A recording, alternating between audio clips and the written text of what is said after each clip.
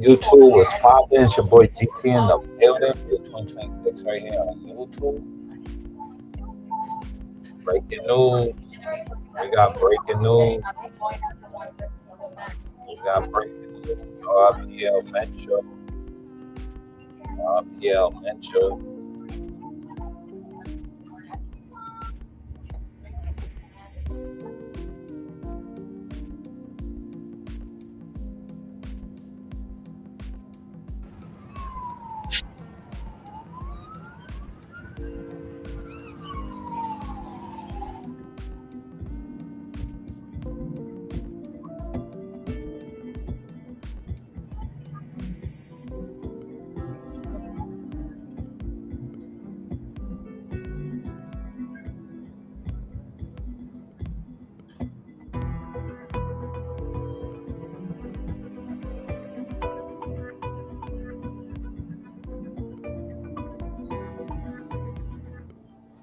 They say that the members and several people been killed by the Mexican authorities. Is it true? Like, comment, and subscribe. Give your input. Give your thoughts. You think this is real? Is it a cover up? Is Mencho still alive? We'll find out.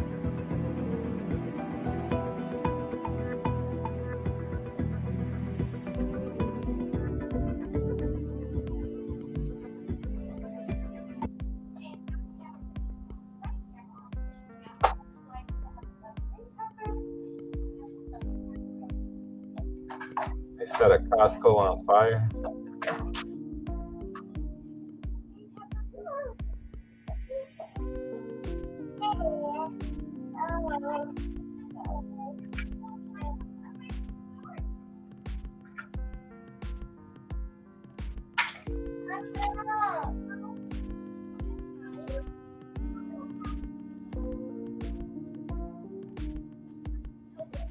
It's not good, folks. Over there in Puerto Vallarta.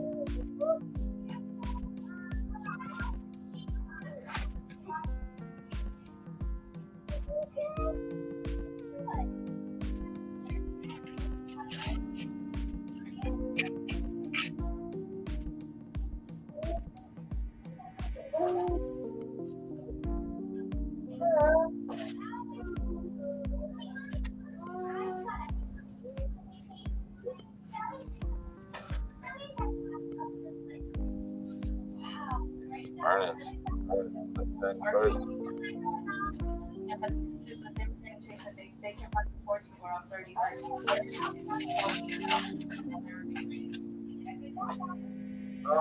Oh, give me.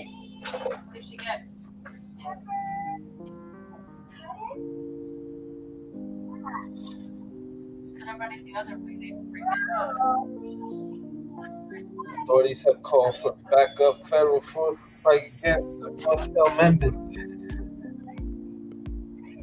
Cartel leaders' deaths followed a raid by Mexican forces in Jalisco on Sunday, with Mexican defense officials releasing a statement.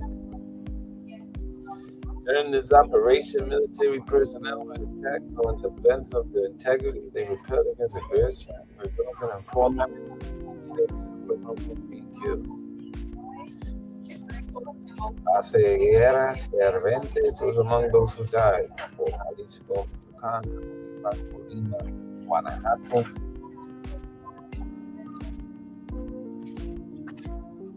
That's the aftermath.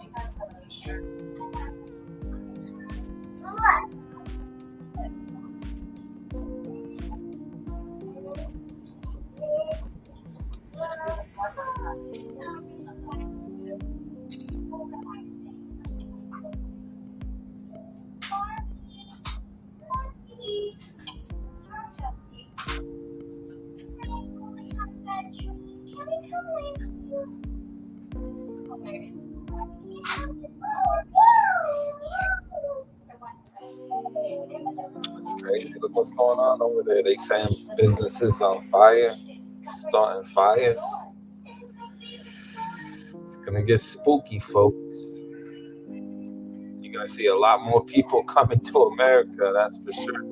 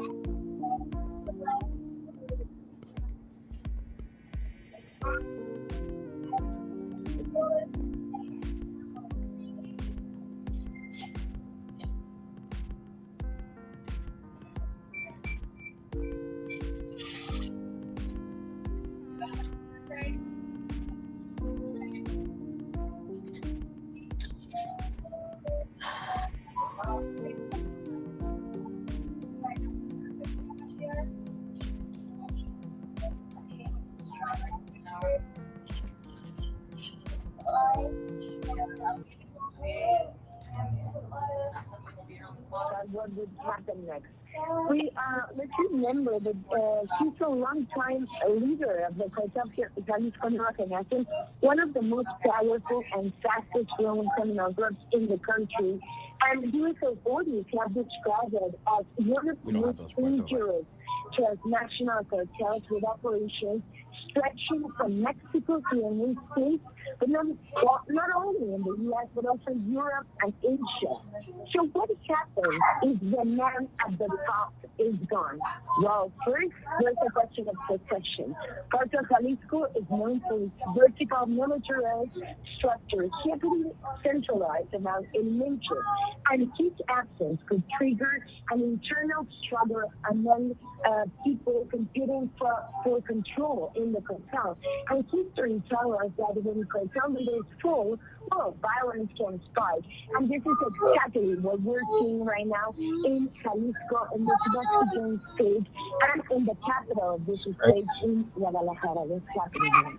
Valeria, Leon, really appreciate the perspective. As you've been speaking, we've been showing images from the country as well, including from Puerto Vallarta, obviously very popular for American tourists as well. We'll continue to monitor this story and bring you any developments. So following breaking news out of Mexico, CNN has learned that the leader of the powerful Jalisco New Generation drug cartel has been killed today during an operation led by Mexico's military. The cartel boss, who goes by the nickname El Mencho, was widely regarded as one of the country's most violent criminal figures. He was also wanted in the U.S., with the Justice Department putting out a $15 million reward for information leading to his arrest. Now, authorities in multiple Mexican states are reporting the blocking of various roads with vehicles set on fire by alleged members of organized crime, along with clashes with security forces. These are some of the images coming out of the country now. The U.S. Embassy in Mexico just issued a shelter in place to all U.S. citizens in areas where the operations are now taking place. I want to bring in CNN's Valeria Leon, who joins us now from Mexico City. Valeria, what more can you tell us about the situation unfolding in Mexico right now? Well, there's fear among residents. We're receiving reports that a store has been set on fire, and people in Guadalajara and Jalisco say they're worried about what would happen next. Let's remember that he's a long-time leader of the cartel Jalisco Norte, one of the most powerful and fastest-growing criminal groups in the country. And U.S. authorities have described it as one of the most dangerous transnational cartels with operations stretching from Mexico to the United States, and not only in the U.S., but also in Europe and Asia. So what happens if the man at the top is gone? Well, first, there's a question of succession. Cartel Jalisco is known for its vertical militarized structure, heavily centralized around El Mencho, and his absence could trigger an internal struggle among people competing for control in the cartel. And history tells us that when cartel leaders fall, well, violence can start.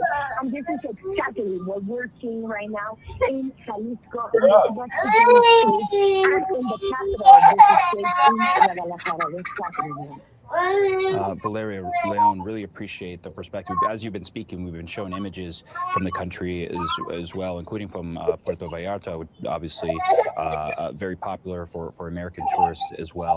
We'll continue to monitor this story and bring you any developments. So following breaking news out of Mexico, CNN has learned that the leader of the powerful Jalisco New Generation drug cartel has been killed today during an operation led by Mexico's military. The cartel boss, who goes by the nickname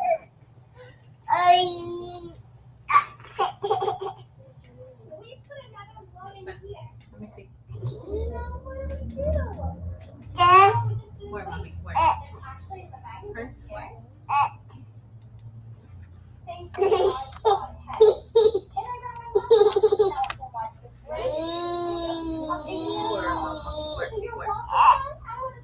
Oh, right here. You should switch to 1-800-CONTACTS because it's super easy, so cheap. I save shipping costs. Look at some of the social media videos that are circulating. So here's what we know so far. The cartel's leader, El Mencho, was reportedly killed in Jalisco during a military operation. Now, some reporting is coming out this is a joint U.S.-Mexican Special Forces operation. However, that is not confirmed yet. His reported elimination triggered the cartel retaliation across the entire Jalisco state. The cartel members are killing people, setting vehicles, buses, and structures on fire in multiple cities, including Puerto Vallarta and in Guadalajara. Armed gunmen have been attacking areas around the Guadalajara International Airport, which has caused, obviously, major panic and disruption. There are road blockages and coordinated criminal activities spread across the region. Air Canada has temporarily suspended flights to and from Puerto Vallarta, and the U.S. Embassy has issued a security alert urging Americans to shelter in place. There's also been a NOTAM, that's a notice to airmen, which is for pilots, restricting flights within a 10 nautical mile radius up to 22,000 feet until the 23rd of February. So there's a lot going on, and again, this is developing, but I'd like to jump into X here and just look at some of the videos and some of the footages we're seeing come out thus far. So first, this is a UH-60 Blackhawk. This is coming off the open source intel page over on X, which has a lot of good content there for those who are interested in this type of stuff. But we'll just watch the first part here. That sound. That is the minigun being utilized.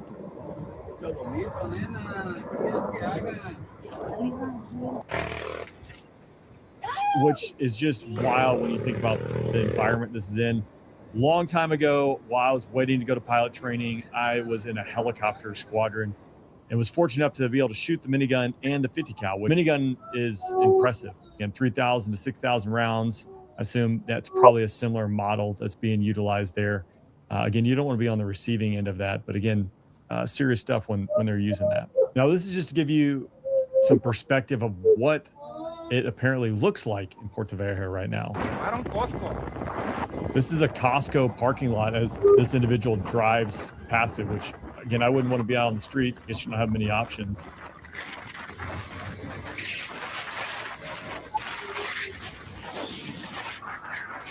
I mean, cars ablaze. That is wild to see.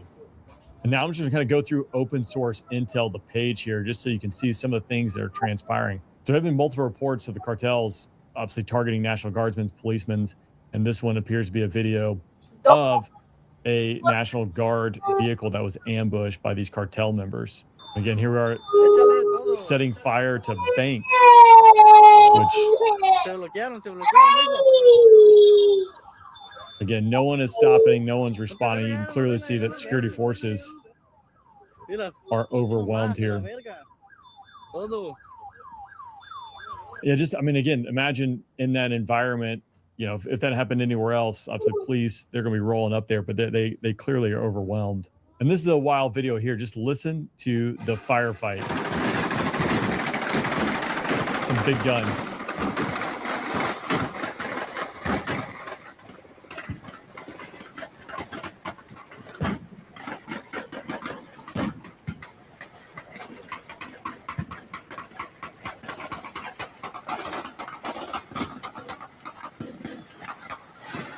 Here's the thing. I don't want to be the cameraman in this. I think I probably would have run for cover at this point. There's a lot of lead flying back and forth. And I mean, maybe only 100 meters from at least one of the lines there. So not where I want to be. We also have heightened military activity on the highways. That's no surprise coming with this. There's patients at the hospital fleeing and padding. I mean, it appears everything from hospitals, banks, the airport have all been overrun. I'll try to find the airport video here next. But obviously the cartel is going after everyone and anyone. Yeah, look at this. This is just, I mean, pure chaos here, right? With a cartel member rolling up, guns pulled just to try and set this gas station ablaze. Look at this. How wild is that?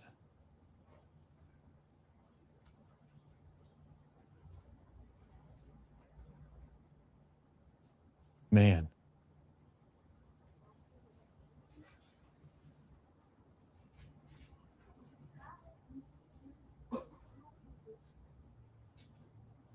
That is wild. Yo, he just set the pump on fire. You see that? That's fucking crazy. And here's like the opening, what appears to be the attack. There's fires all around the city today. I'm not sure what the protest is about. Not a protest. You can see some over there.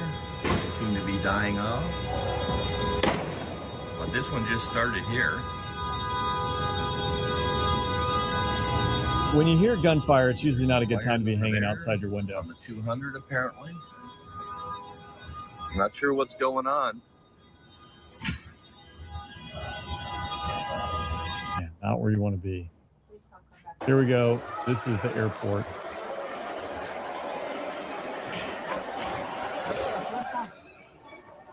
No mames. ¿Están bien?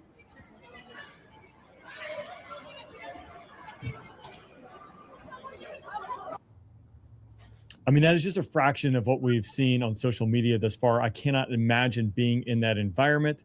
Our thoughts and prayers go out with all those who are infected, because this is a terrible, terrible incident, terrible thing to be involved with. And again, I can't imagine anytime police, federal forces, when There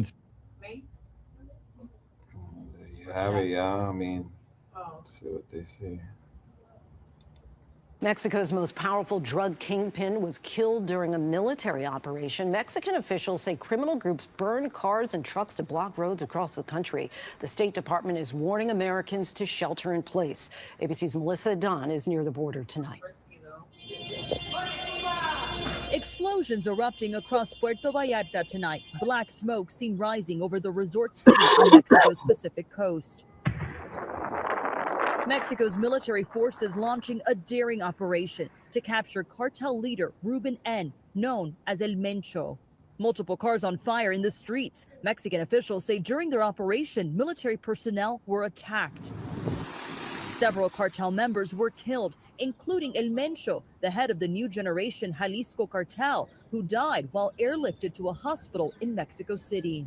Mexican authorities say the United States provided complimentary information for their operation. A U.S. defense official telling ABC News Northcom provided information for the raid. The violence forcing the Puerto Vallarta airport to suspend all flights. This stranding many U.S. citizens trying to get home. Yeah, I mean, at first we were like, what's going on? And then, then you find out, hopefully they lift the ban and we're able to go out. Border cities like Tijuana are now reporting criminal activity, and the State Department is telling U.S. citizens in impacted areas in Mexico to shelter in place. Lindsay? Melissa, thank you. Why are you not getting powerful erections even after taking an ED?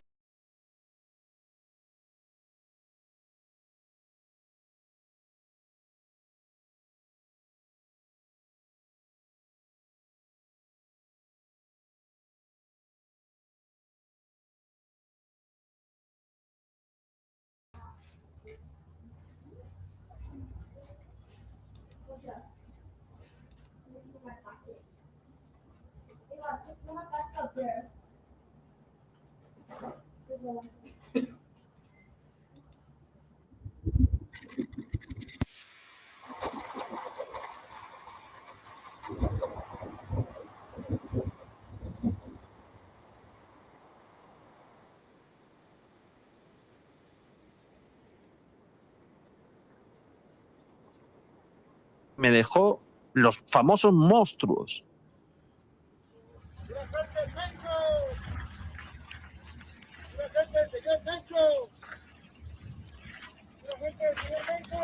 Daros cuenta cómo están de equipados esta gente. ¡Pura gente del señor Mencho! ¡Pura gente del señor Mencho! ¡Pura gente del señor Mencho!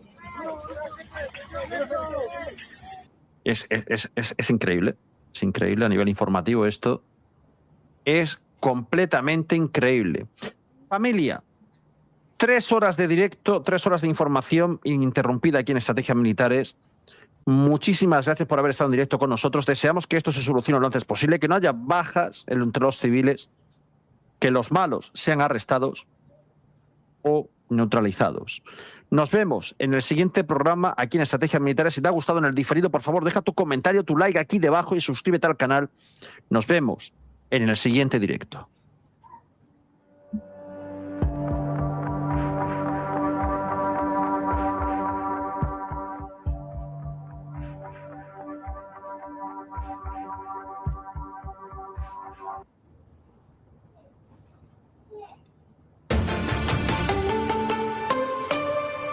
Unrest across Mexico after U.S. officials say the Mexican army killed a cartel leader. Now the U.S. State Department is issuing a warning to U.S. citizens currently south of the border. KENS 5 reporter Mike Jimenez has the latest. The warning issued by the U.S. State Department is encouraging people to shelter in place as security operations, criminal activity continue. U.S. officials issued the warning Sunday after news reports that the Mexican army killed the leader of the Jalisco New Generation Cartel, Nemesio Ruben Osegura Cervantes, also known as El Mencho, during a military operation in the western state of Jalisco, where the cartel is known to traffic huge amounts of fentanyl and cocaine into the U.S. Officials say the killing of the drug lord set off several hours of roadblocks with burning vehicles in Jalisco and other states, a common tactic used by cartels to block military operations. And videos circulated on social media showing large billowing plumes of smoke in the tourist city of Puerto Vallarta in Jalisco, and people running through the airport in a panic. The ongoing unrest also shut down all international and most national flights at the Puerto Vallarta International Airport. Officials also are advising to check your flights to make sure they are still active and remain calm and follow airport staff instructions at all times. The U.S. State Department is also encouraging U.S. citizens in the Mexican states of Jalisco, Tamaulipas, Michoacán, Guerrero, and Nuevo León to avoid areas around law enforcement. Be aware of your surroundings, monitor local media, for updates and keep your family and friends advised of your location and well-being as well. Officials say they also expect roadblocks and other travel disruptions to continue for the next coming days. Mike Jimenez, KINS 5. Love Roblox? Earn Roblox digital gift cards with Microsoft Rewards. Can't you charge it? Right now at 5:30, chaos breaks out in central Mexico after a powerful cartel leader was killed in a military operation. Video from Puerto Vallarta shows several vehicles and buildings set on fire. Officials say cartel members are responsible, saying it's in retaliation to the military operation. Right now, the U.S. Embassy and consulates in Mexico are urging U.S. citizens in these parts of Mexico to shelter in place. Good evening, I'm Trayson Bragg. In just the last few hours, several planes landed in Houston from Mexico. It's as several flights to and from places like Puerto Vallarta have been canceled.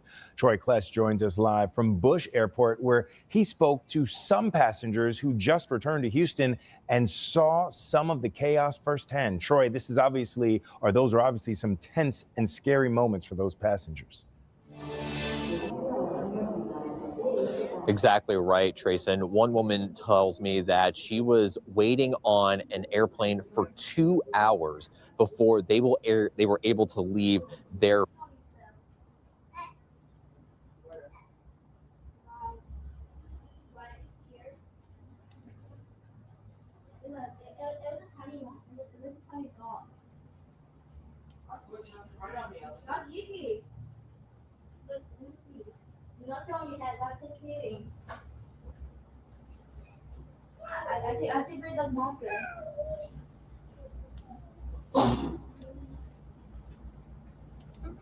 Islands can start. And this is exactly what we're seeing right now in Jalisco, in this Mexican state, and in the capital of this state, in Guadalajara. What's happening here? Valeria, Leon, really appreciate the perspective. As you've been speaking, we've been shown images from the country as well, including from Puerto Vallarta, which obviously very popular for American tourists as well. We'll continue to monitor this story and bring you any developments. So following breaking news out of Mexico, CNN has learned that the leader of the powerful Jalisco New Generation drug cartel has been killed today during an operation led by Mexico's military. The cartel boss, who goes by the nickname El Mencho, was widely regarded as one of the country's most violent criminal figures. Yeah, she brought him to Shaq and I was sleeping in there. Oh, so she's intentionally doing it. Mine.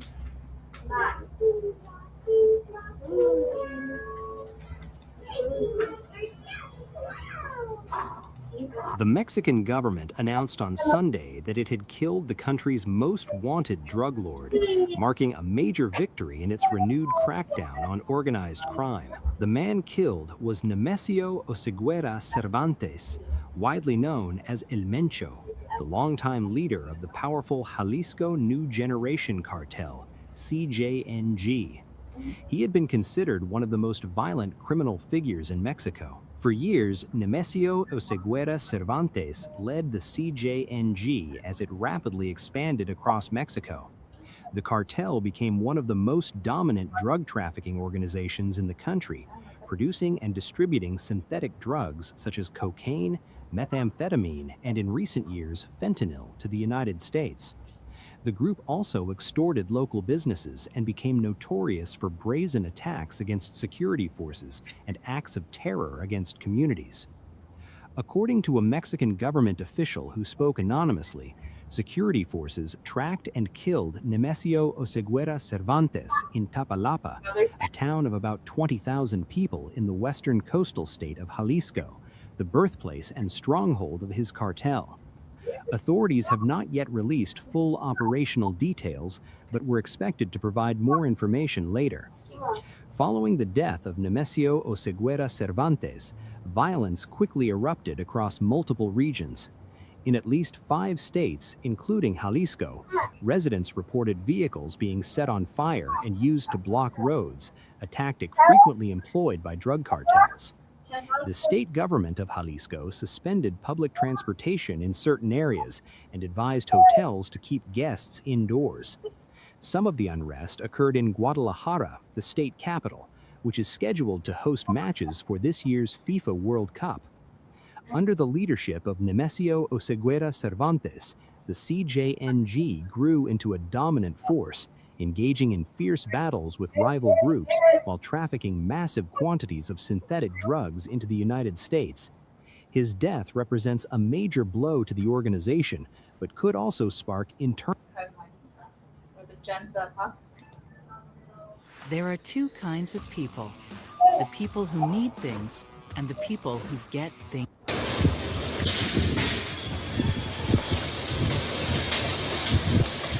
And we're back, y'all. Thank you for watching today. Go ahead and hit that like button, my people. You know that it helps us out a ton. And of course, it helps you because it helps us keep bringing you these stories every day. Now, y'all, scenes out of Mexico, out of an area in Mexico called Jalisco. It looks like they have killed a high-ranking cartel member, a boss, y'all. And things have they've gone from 0 to 100 real quick, y'all.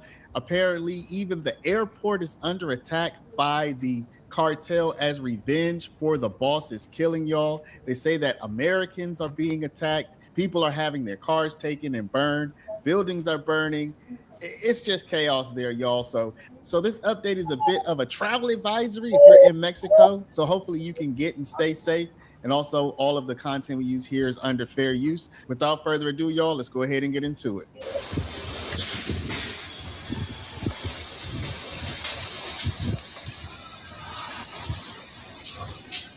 So everybody is being told to leave the area right now. Here on the beach, the tiki bar is being cleared out. All of these things are being cleared out. It's being roped off right now. They're asking that everybody vacate the area and leave immediately. You can see the smoke. I don't know if you can, the smoke in the sky. But we were just walking on the beach and we saw smoke everywhere. And we're being informed that there's major cartel violence happening right now all over Puerto Vallarta. Apparently, they've captured a top-ranking cartel member, and when that happens, all-out war happens. A number of cars have been set on fire, motorcycles set on fire. In fact, there were some attendees of Anarchapulco who were in a taxi cab. Taxi drivers are apparently targeted by the cartel. They were they had their car shot at. The taxi driver was murdered, and the car was set on fire. All of their luggage has been burnt, including their clothes and passports, in fact. Now, y'all, all of the videos that I'm showing you here are sourced from X, and this is the most recent information. I guess cartel members, y'all, set the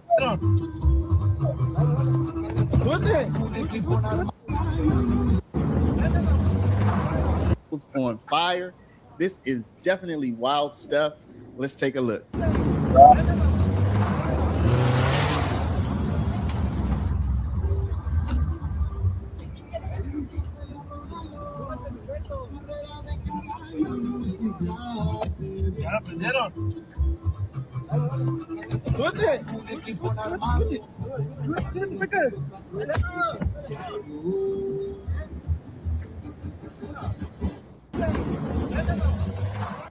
So a creator with pressfortruth.ca, there's a YouTube channel. We will link to this video down in the description. It looks like he's there right now, y'all. It looks like he's in the area, I think Puerto Vallarta in Mexico right now while everything is going on, and he is bringing harrowing tales. Over here, you stupid bitch.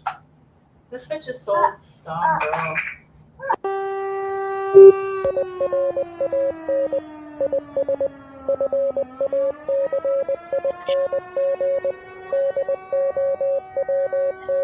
Resulted in the death of the cartel leader. At this moment, we are now understanding that cartel forces of the Jalisco New Generation Cartel are now advancing rapidly throughout large areas of Mexico, creating road blockades, and have besieged several major cities at this point.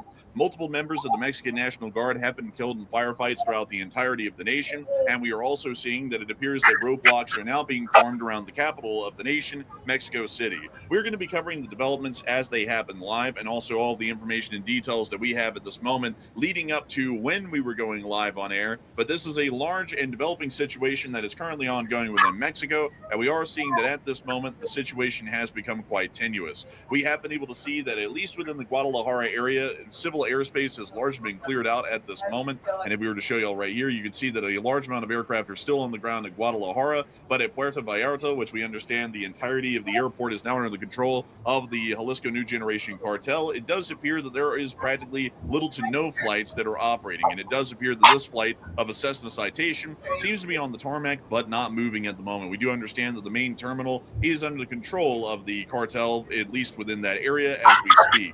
We are going to be getting on into the information that we were able to get, starting in our sequence of events, but at any moment, Enforcer Matt will have to break us away immediately into more breaking news that may be coming out as the moments continue to pass. This is a rapidly evolving situation. We are trying to cover this the best we can live, but with that in mind, while we're going to be trying to keep the sequence of events up to date, we may have to break for those new developments that are going to be coming out any minute now. Earlier in the day, and also real quick, Enforcer, before we start going through the entire sequence of events, which has been insane, by the way, like the events breaking out are at such a rapid pace, it's hard to keep up with what's happening. And this is it's literally taking us by surprise. It appears to be taking the Mexican government by surprise as well about how fast these forces are moving through the area. We're currently seeing that the U.S. is warning people to take shelter in pretty much a massive part of the country of Mexico. Also, Enforcer, I put this graphic under our likes tab, by the way, so you can go grab this one real quick, just to give people a quick overview of how bad the situation is. U.S. citizens are urged to shelter in place in part of Mexico's Jalisco region, as well as Michoacan, Guerrero, and Nuevo Leon. And it appears to be that the cartels are trying to strike near the tourist areas as well. So they're torching everything. They're torching the whole place. They're torching cars, buses. They're even hitting grocery stores at this point. So this is a hell of a situation. As you can see, look at all the warnings on the map. Also, to read you all the current statement that has been issued by the U.S. Embassy in Mexico, it reads as follows. Jalisco State, including Puerto Vallarta, Chapala, and Guadalajara, the Tamaulipas State, including Reynosa and other municipalities, areas of the Michoacan State, Guerrero State, and Nuevo Leon State are currently under this event. Due to ongoing security operations and related road blockages and criminal activity, U.S. citizens in the named locations should shelter in place until further notice. Actions to take: avoid areas around law enforcement activity, be aware of surroundings, seek shelter, and minimize unnecessary movements. Monitor local media for updates, follow the directions of local authorities, and in case of emergency, call 911, the same 911 that we would use in the United States. Avoid crowds. Keep family. Sadly, cannot show you all on air that we were about to show, to tell you all a little bit of some of the unfortunate details that we're seeing later on in the video. If you want to see the video, the link for our Twitter is in the description below, and y'all can go and see it there. But it appears that later on in the video, we actually were able to see what appears to be a car that is absolutely riddled with bullet holes. The windshield appears to have dozens of bullet holes within it. The engine block, the front hood, and also the sides of the car also appears to have dozens of bullet holes in them. And next to the car appears to be either two members of the Mexican National Guard, now deceased, or two members of the cartel, now deceased after a shootout commenced. We're unsure because we can't really tell exactly what their clothing looks like, and it might actually be members of the Mexican National Guard, but we can't really say for certain. But we can confirm that there are deaths in the streets at this moment, including those of the Mexican National Guard, apparently in the area of Coahuila, within Tonala, Jalisco, which is in the Jalisco state, after firefights have been breaking out along the entirety of the area. We have also been able to hear, moving us on into some other clips, that the Mexican army is once again mobilizing within the area and is rapidly moving to try and meet cartel forces at the head. And we were able to see in this clip here that it does appear that the Mexican army was moving armored cars very similar to those of the Tiger armored car class from the Russian Federation, or the similar classes to the Max Pros here in the United States, through cities at a rapid pace as they're trying to meet the cartel face to face and face them down in armed firefights outside of the cities. Oh.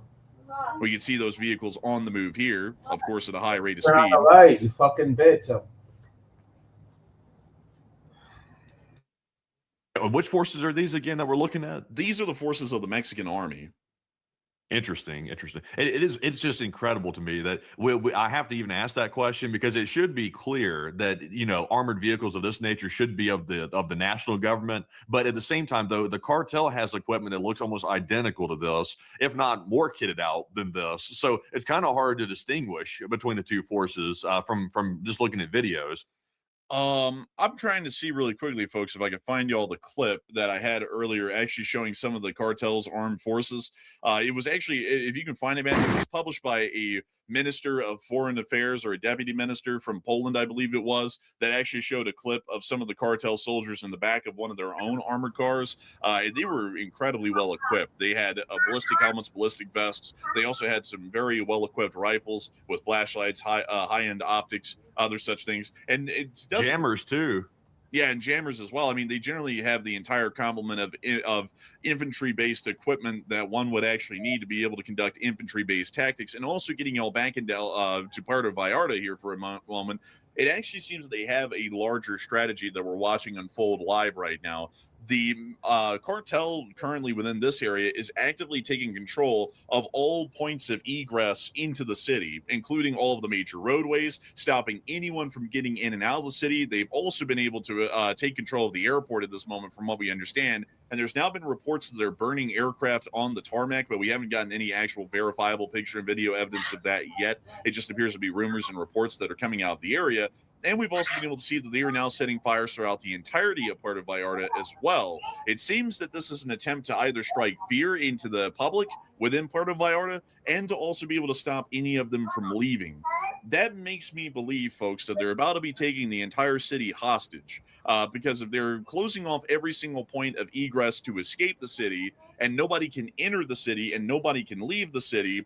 With a force like this, they're either trying to take direct control of Puerto Vallarta to create a base of control, or they're about to try and hold the entire city hostage and threaten that if the Mexican government does not meet their demands, they might start to execute civilians and tourists that are currently within Puerto Vallarta, which also includes a decent amount of American citizens. But we actually have news coming out at this moment as well. And Matthew, what do we got? Okay, so let's bring you real quick to a recent announcement that the CJNG made over, it appears to be a messaging app. I'm not really sure which one it is, but it's from AZ Intel, by the way. That's the Post. We're currently seeing that the CJNG has stated to everybody in the area, they said, do not leave your homes. There's going to be a mess because of the corrupt government. We have orders to finish off anyone who gets in the way, and we do not want to harm the public. Everyone stay in your homes until things are under control. So the CJNG is telling civilians to go hide in their homes.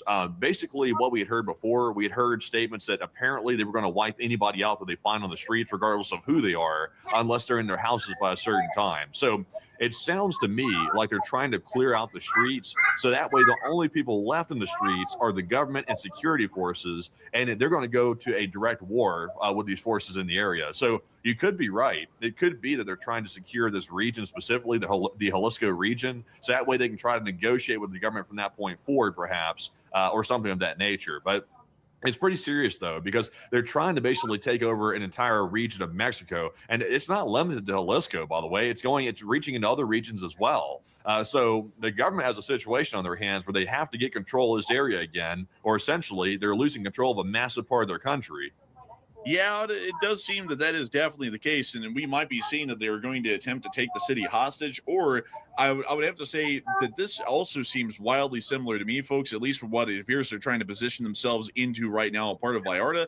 This sounds like it's about to be a brand new Sarajevo. And to remind everyone of what was going on way back in the day in the city of, I believe it was Sarajevo in Bosnia and Herzegovina, back during the Bosnian Wars, or generally the Yugoslavian Wars, we were able to see that I believe it was the Republic of Srpska, generally took control of all points in and out of the city and started a general blockade of the city, and would use snipers and other forms of actions to fire into the city at civilians and create such an abhorrent, even according to their own doctrine, humanitarian situation for the citizenry on the ground that the other forces in Bosnia would have absolutely, or which is the Republic of Bosnia and Herzegovina, would have absolutely no recourse but to accept the demands of the Republic of Srpska. Otherwise, they would continue to see that their fellow citizens in Sarajevo would continue to suffer at the hands of the Republic of Srpska armed forces. This seems to be a fairly similar situation that we might be seeing here, to where the Mexican cartel, the Jalisco New Generation, is going to to try and blockade Puerto Vallarta, and then threatened that if the Mexican government does not accept their demands, they're going to allow for these people to begin to starve, and they're also going to sporadically fire at and kill any of them that they can find if they're wandering outside of their houses to be able to try and get some necessities like food, water, or something else. The Jalisco New Generation Cartel put out a specific warning for the Puerto Vallarta area just a little while ago, and did state that if any citizens were found outside of their houses after 2 p.m. this afternoon, which at this moment I believe that time is currently past right now within the city, they stated that they would be shooting to kill literally anyone, no matter who they were, men, women, or children within the city, if they ventured outside of their houses after about 2 o'clock. So it does seem that they might be working on creating that sort of a scenario to where the humanitarian situation is so bad, either the Mexican government has to continue to watch that happen as they try and break this siege, or they will have to meet the cartel's demands to be able to see that these sieges and the brutality ends. We're not really sure if that is going to be the case, but considering that the cartel does take pretty dastardly actions, at least historically, it is definitely without a doubt that they could try and take action similar to that in the present day. Matthew, what are people thinking about this cartel action in the moment? Are people thinking that the cartel is attempting to take over regions, take over the government, or do they think that the Mexican government will actually be able to maintain complete control of the situation no matter how bad it gets? And what are you thinking about it as well? Okay, so what do you think this is going to come to, basically? How bad are these cartel attacks going to get against Mexican government? How bad is it going to get? 39% said the cartel will take over some regions, while 25% said Mexico will maintain full control, and 22% said the cartel will take over the government. So this is very serious, by the way. No exaggeration. This is a situation that could threaten the balance of power inside of Mexico. It has been known for a while that the cartels hold quite a bit of influence inside of Mexico, but this is a direct attack on the Mexican government. This is not just simply a political power struggle. This is basically an active war zone at this point. So we're not really sure what the cartel is up to. They've made statements on messaging apps saying that they're on the warpath. They're going to get revenge, and their top leader has been taken out. So we don't know exactly what their intent is at this point. It could be to go for the seat of government, because I would assume they're going to blame the Mexican government for taking out their leader, since that's who carried out the operation. So we don't know what's going to take place. Also, the fact that the U.S. provided intelligence, that could put the target on the United States next as well. So a very dangerous situation. I would say at the moment, the cartel will certainly take over some regions. I would say Jalisco is priority number one for the cartel, and they currently operated there anyway. So they already had some pretty good power in that region. They're probably going to cut it off, though, from the rest of Mexico. That's my guess. But they'll probably move on beyond that, because we're seeing in other places, including tourist locations inside of Mexico, there are cars being torched, there are gunfights taking place. So it's not limited to Jalisco. It's moving outside of it as well. And we're also hearing about clashes with possibly the Sinaloa as well. So this could spark a cartel war in the midst of the Mexican government getting attacked. That's how crazy the situation is right now. It's almost a full war zone inside of Mexico. But Enforcer, what say you? And also, I just saw someone ask, El Mencho is dead. And yes, that is correct. El Mencho actually died about a few hours ago, around 4 hours or 5 hours ago at this point, in a Mexican Special Forces raid that appears to have gone pretty poorly after El Mencho's men and himself started to fire back at Mexican Special Forces. We understand that they hit him and actually ended up killing him in the process of the firefight. So that is why we're seeing what's going on in Mexico happening right now. If you're joining us right now, just to make sure to recap this really quickly before I even talk about the poll myself, right now what we're watching is the Jalisco New Generation Cartel, which is one of the big two out of the cartels in Mexico, which also includes the Sinaloa cartel, is currently conducting basically an all-out war against the Mexican government and what appears to be possibly the Mexican people, due to the fact that El Mencho just died in that raid about 5 hours ago. So that's what we're watching right now, and this is why that's happening. So moving on to that, I would have to say that while the cartel does pose a significant and major danger to the Republic of Mexico on the ground, I think that the Mexican government will be able to maintain full control of the situation, although it's definitely going to get pretty hairy here quite soon, and it already is pretty hairy at the moment right now. Some areas of Mexico have descended into absolute lawlessness, like the Jalisco state area. And we do understand that this is spreading throughout the regions into different surrounding areas, even including the Puebla state, which is just south of Mexico City. If that is the case, it is definitely possible that the Mexican government would be able to retake control of the situation, but that is going to take some time. And we may also see that insurgent activities such as terrorist attacks by the Jalisco New Generation Cartel may become highly... Still using these vehicles, though, just because that that's definitely not on the fault of any American citizens. Bro, take a look at this. So this is a fairly old clip. I do have to tell y'all, this is from a couple of years ago, but this was actually put out by the Jalisco New Generation Cartel to be able to show off the firepower of some of their armed forces of the cartel, which is basically a private army, which is funded and operated directly by the head of the cartel, whoever that is, which was El Mencho up until a couple of hours ago. But here's the clip showing their forces, at least in this video. And it appears that they have custom-made armored cars. And the reason why I say that they're custom is because this is clearly some sort of an SUV that they've just plated in loads of armor, and I guess they rigged up the suspension to be a lot tougher as a result. Yeah, they all appear to be like Ford F-250s or F-350s that have been modified for the most part. And they look like they're sort of older models too, so I'm sure they just got them off the used market or something. But it's interesting they put like police lighting into the like vehicle itself, because it's not like they're performing emergency services or something. This is a cartel. But also notice, by the way, on the windows, they did a very small porthole. Apparently they didn't have the maybe the funds to possibly armor out the whole window in glass, so they did a small porthole on the side of it. But nonetheless, this is a lot of armor for a paramilitary group. You know, something that's incredibly interesting here is that this guy actually has a 40-millimeter grenade launcher underslung on his AK. It seems to be probably, well, he doesn't have a mag in it. So the mag's like the easiest way to tell an AKM from an AK-74. Looks like it might be an AKM, but he has an M203 40-millimeter grenade launcher that would usually be mounted onto an M16. As you can see right here, this is an M203 grenade launcher. Usually there is a special sort of an installment that you can make onto a Picatinny rail or some other sort of a mod on an M16 or an M4 to be able to mount this thing. But it appears that they mounted this onto an AKM. That also suggests that they're generally improvising all of this, and there isn't really a general supplier, because if they had a general supplier and they were getting parts to fit, they would have gotten a GP25 grenade launcher, which can be fitted onto an actual AK. It's this one right here. These can be mounted onto AK-74s and similar types of firearms of the AK platform. So it does show that largely at the moment, from the video that we're seeing, they are very obviously well equipped, but a lot of it does appear to be improvised arms and equipment. We can also see this person here with what appears to be some sort of a 338 Lapua, if I'm not mistaken, or something similar sized. It has a fairly large octagon. It appears to be a marksman's rifle or a sniper rifle. We also see this person with a generally, actually, that's a fairly bare bones sort of an AR platform right there. It does have a decent amount of ballistic gear on, however. We can also see a technical here. That actually appears to be a 50 cal on top of that truck. We can also see this guy with what appears to be some sort of a belt-fed machine. Actually, it appears that everyone there had belt-fed machine guns. These guys appear to have some sort of ARs and more belt-fed machine guns of unknown types. The video quality is a little low.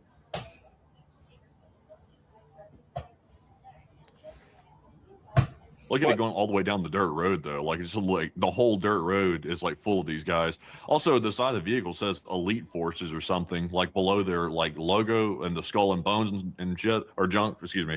And down there at the bottom it says Elite Forces or something. So I think this is their version of Special Forces. I believe so.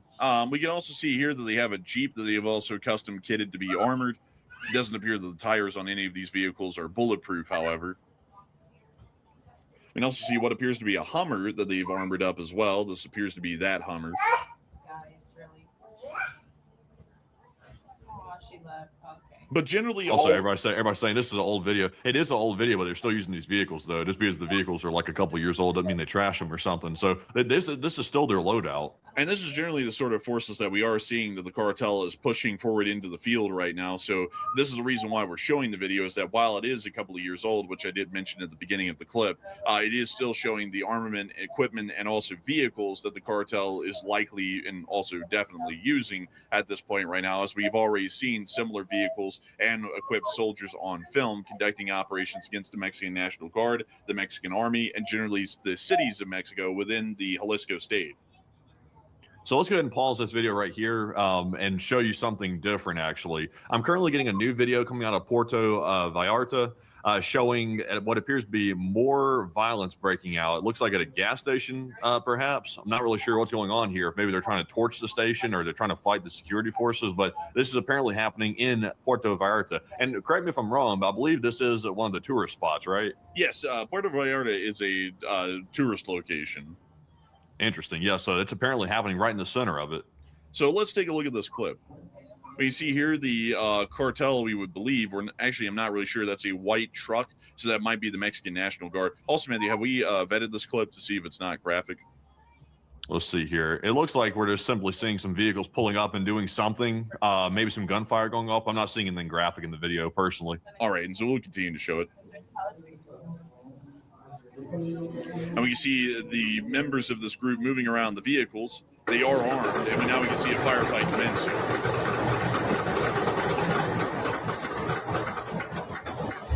We can hear the firefight continuing on down the street. It appears to be off to the right side of the camera. We now see them once again relocating to the vehicles quickly, and it appears that they're hopping in and trying to get out of the area as quickly as possible. The firefight is continuing, however. It appears that the two vehicles have actually run into each other in the chaos, but now they're getting out of the area.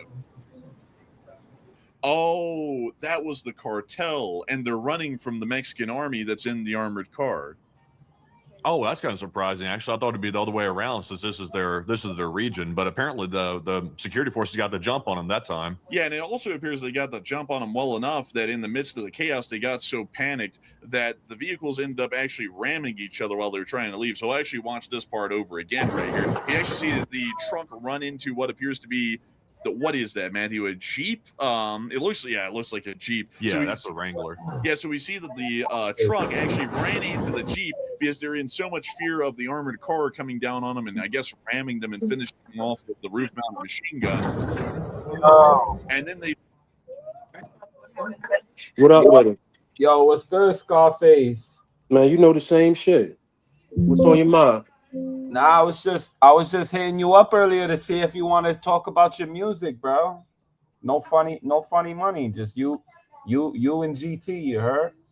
Yeah, I hear you, man. So what you want to know about it? Like when did you start? Like when did you actually start pursuing your music career? Bring up. I mean, I've been doing that all of my life. But it's just different events happened in my life that caused me to have to put it on the back burner.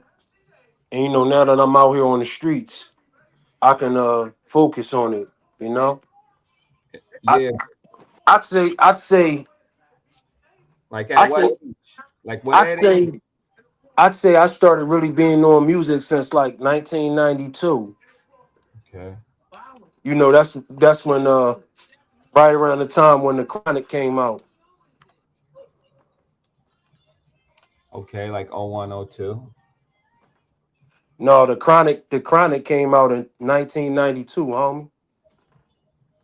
Yeah. We're gonna yeah. We're in the building. Check it. Listen. Watch his body jerk with no twitch when it hit the ground. Banged out with the 9 in the 4 pound. Ski mask on, tearing up the town. I've been around. But I'm still out here in the field with the steel.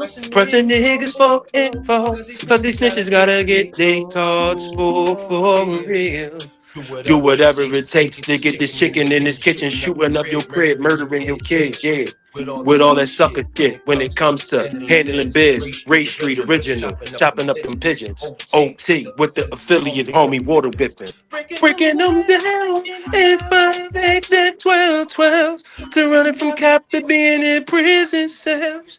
Moving with snakes, that's all it's gonna tell. And didn't know until time reveal. Until time reveal. Now I'm sitting in a jail cell. I'm standing tall, I ain't tell. Got more time than the 6 to 12. But I'm a smart nigga, so I made nominal bail.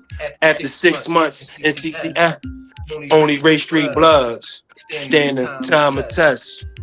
You better guard your breath, yes. You better guard your breast. Cause when I catch you, I'm putting you to rest. Cause you're a rat and I'm the Ray Street Reaper. Okay. On my name for some respect. Yeah. Yeah. You know what it is. Looking at that news, niggas got slain. Shots to his brain from that 4-5 plane. Shell kickers at that thing. A killer deranged just saw face shots. I'm not playing no games. You don't want no problems. No, you don't. Cause I ain't just trying to put you in the trunk. I'm aiming to kill. I gotta let you know this thing for real. For real. Yeah. I'm the Ray Street Goon. Red hard rating. Creep sleep, your back beat you. I'm not playing. Y'all niggas disrespect. Y'all come up missing. I ain't playing no games with them niggas that come up slaying. I'm from the block with them niggas that get it busy, man. I told you once before. I ain't with the bullshit. You disrespect, I murder your kids. I'm the Ray Street Goon and I'm back today. You know what it is, you know what it is. Ray Street Goon, get it poppin', baby. Oh, you know what it is. That boy Scarface Gamble ain't playing no games. No.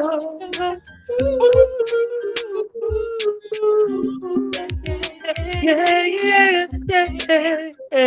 Oh, baby. Baby. Real fly. Baby. Yeah. Know what it is. Ooh. You know what it is. Yo, I fuck with Real Fly though. That shit. Yo, you like that jump? Nah, for real. Like facts. Like I fuck with Real Fly. Like I ain't gonna lie. Hey, yo, you know what's crazy? It's a few things that's going on with that joint right now. Number one, out of like all the people that posted it, it probably got like maybe like 10 million views between all the different people that posted it, right? Yeah. Including myself. Snoop Dogg just recently posted it to his page. So you know, shit kind of look crazy right now. And then it got 3 million views on one joint by itself. Then it got 100,000 on TikTok. So you know how I go, man. Yo, so it might be. So what you're saying is gaining traction and might be your ticket out of there, bro. Yeah, I mean, I'm looking at it like I still got work to do. Yeah. And I ain't even been in the studio with none of this stuff. When I recorded this with my iPhone and I made the beat myself on my iPhone. And when I did the video that you just posted, I recorded that myself with with my iPhone and a Bluetooth speaker. Imagine this. So it's kind of like, yeah, I still got a lot of work to do. No, that's what's up. But like, do you have any other like singles? You got any other songs? Yeah, I got a whole bunch of joints. Honestly, I got almost 100 songs out. That's what's up. Like one of the joints that's real hot for real, but it ain't really getting the same type of traction as Real Fly. And see, Real Fly is the first song of its kind in hip hop R&B period. You understand what I'm saying? So it's going to catch that type of traction because it's something that ain't nobody in the music industry ever do, period. You understand what I'm saying? But I got a joint called Late Night Wine. You should check that joint out. You said Late Night Wine? Yeah, Late Night Wine, WINE. Yeah. That shit is hot too. You would definitely like that joint.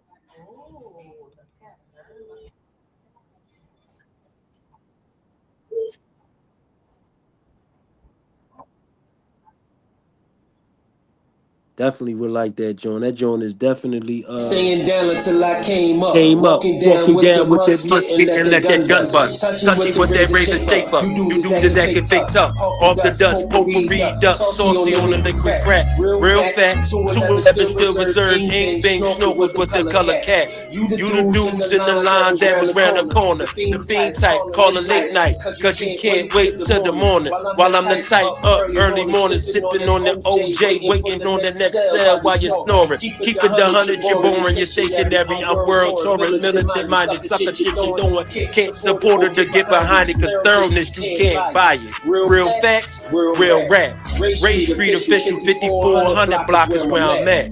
But flipping these packs, double up till I get the stack. Then trade happen for a gat. Answer pressure with that Mac. Started with that half and lost water back. Family taking advantage of kindness, real rap.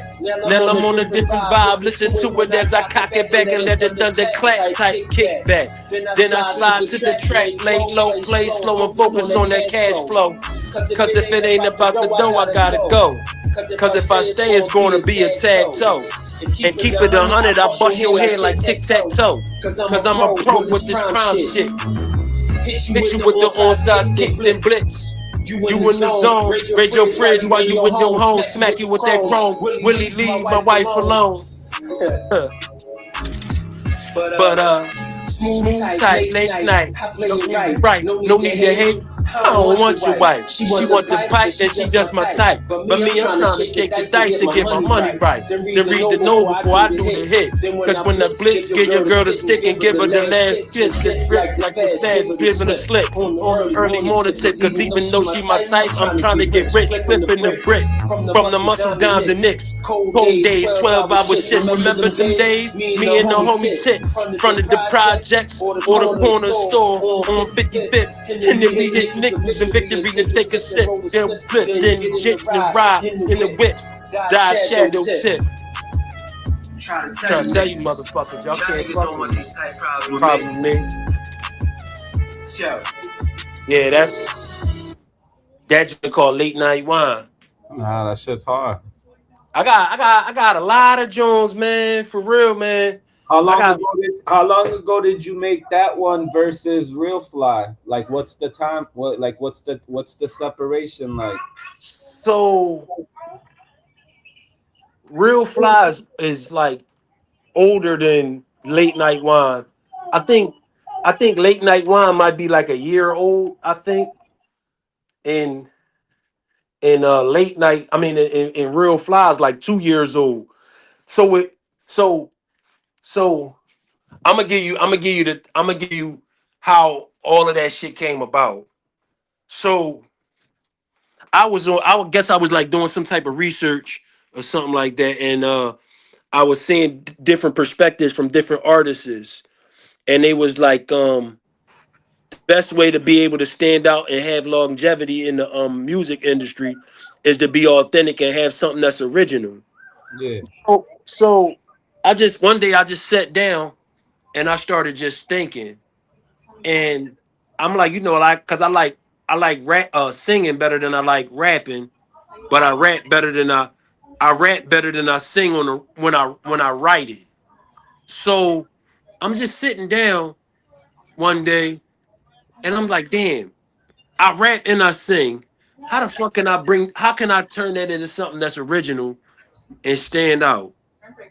And then that's when it happened. The magic just happened and I just made a song and I just started playing with it. I wrote it down and I started thinking about some shit that actually really like happened like in my real lifetime. So I wrote it down and then that's when Real Fly was born. But and then one day, like I was just, cause I was an Uber driver, so I'm like, fuck it. I'm trying to promote my music, cause I even had business cards with my QR codes on it and all that. And when I was doing my Uber drives and when I was doing my Amazon shit, I'll be putting the QR codes. I mean my business cards on the porch with their packages so they can check my shit out. But one day I'm in the car, I'm driving in Philly, And main man was like, I'm like, yo, I do music, woo, woo, woo, woo. He like, let me hear it. I'm like, all right, this joint called Real Fly. I let him hear it. He recorded that shit. Next thing you know, he put it on TikTok. I got 100,000 views. Damn. Real shit. And then after that, it went from that, and then another dude posted my joint, and it got 40,000 views. And then another dude posted it, and it got 3 million views. And then after it got 3 million views, another dude posted it, and it got 110,000 views. And then Snoop Dogg recently just posted it, and it got like 250,000 views. You might, yo, can you go on Instagram from here with this? Nah, I don't have a Instagram account set up on this. Oh, okay. Yeah, man, but that shit is matter of fact, let me see. Damn, I can't even do Instagram from here. I couldn't even. Nah, I believe you. That shit wild though. But like I got a question for you. What do you think is harder, writing down songs or writing down raps? What you mean? Like, you know how when you compose your music, like you said, it's easier for you to like, you feel like it's easier, like you write better raps down than you do your songs, like the singing. All right, so it's like this. It's both of them is relatively easy for me because I do both of them mechanically. So it's not. I could write a song like literally like right now. Like it wouldn't even take me. It'd take me like maybe like 5 or 10 minutes to write a song. It's not writing is not really like the hard part for me. It's more so like, The delivery. yeah. But I don't know. I guess I would have to say writing it and making it match the raps and the singing part is what's the hardest for me. But I even worked on something like I even got a way to deal with that too, because I learned over the time I've learned how to properly write songs. It's just more so now it's like making sure that I get the concepts and that type shit. No, that's But what's. yeah, I got that's another. I got another question for you. What out of the two? Like out of the two, which one do you find yourself like hitting that writer's block, or does that occur?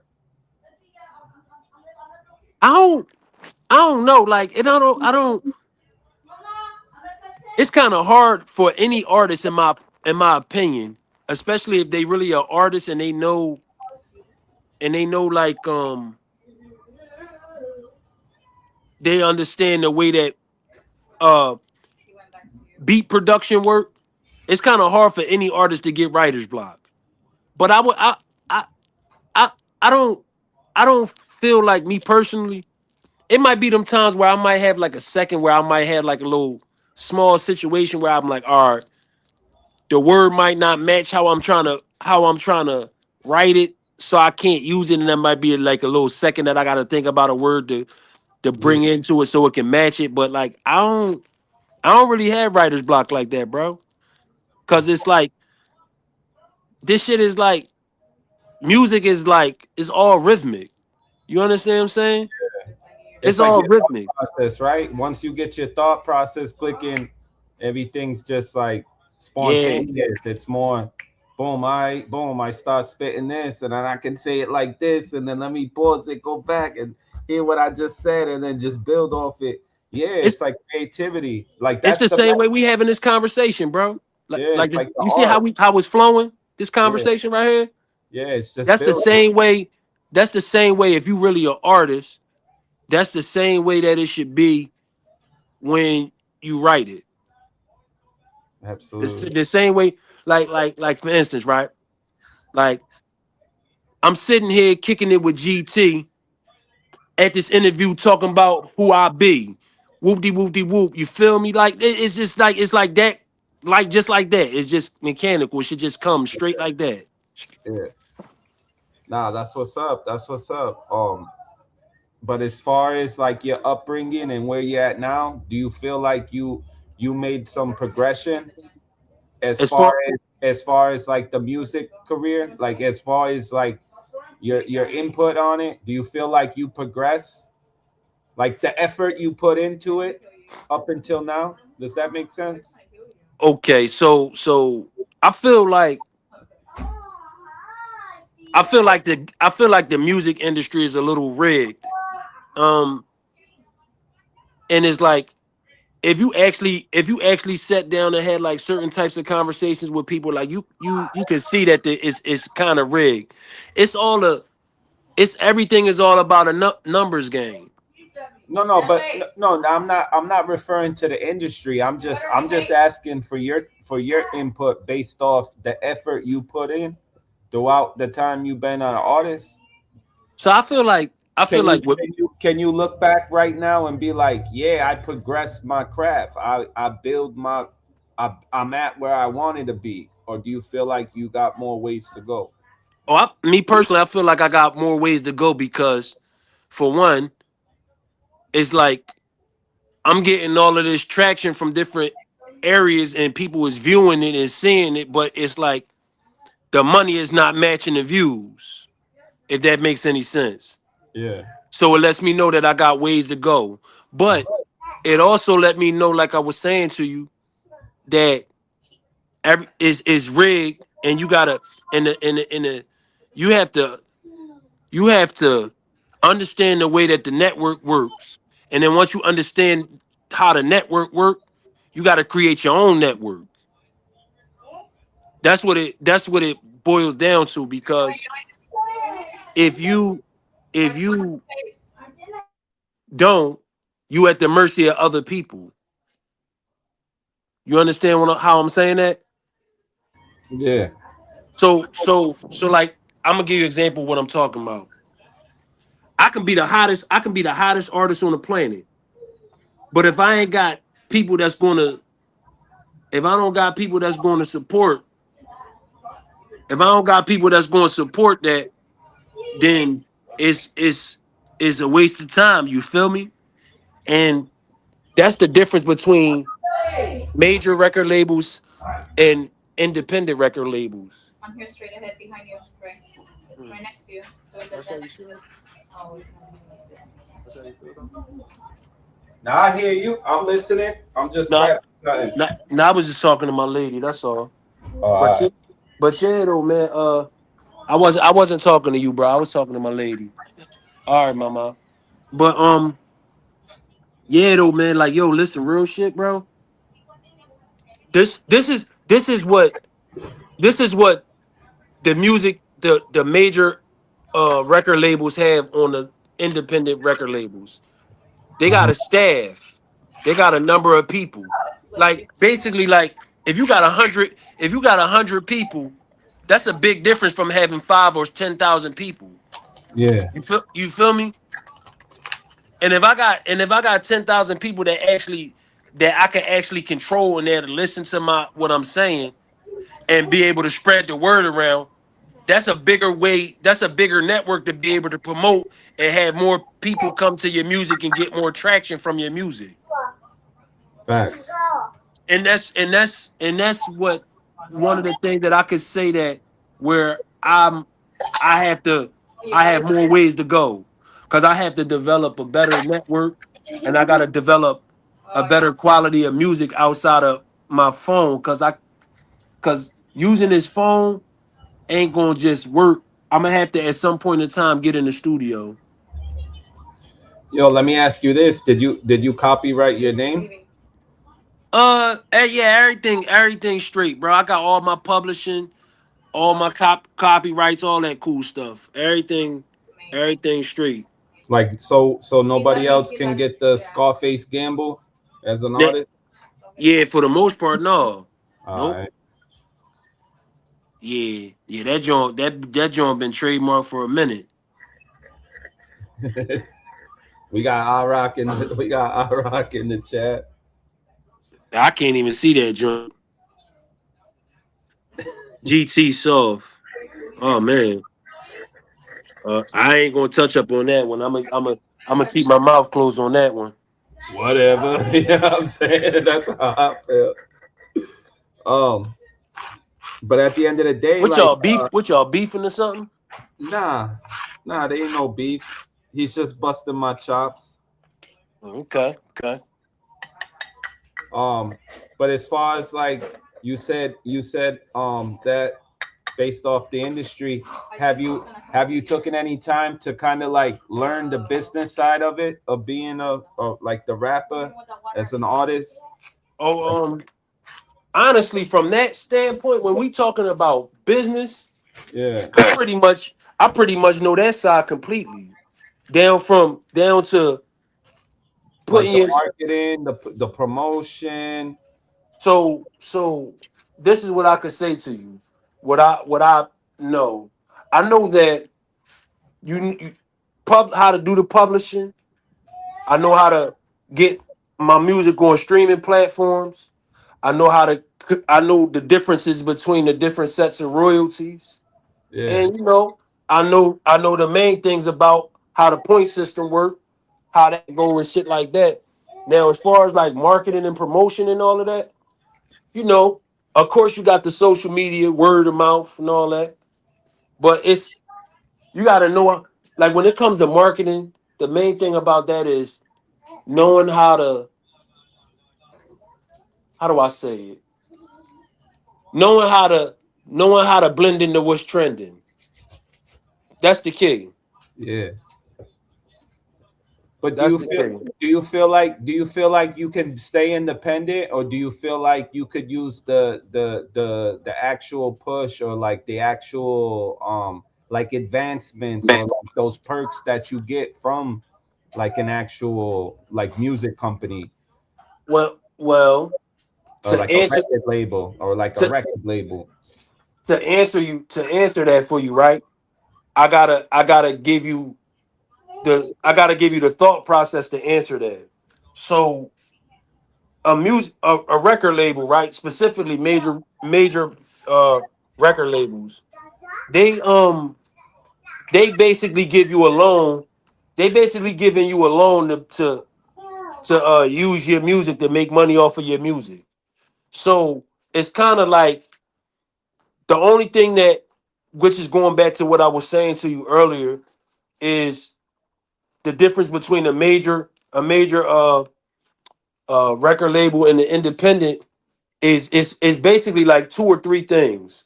Number one is they network, how many people that they got operating a business, who they got in a position to help them run the business, etc. And then the second part of it is the distribution network.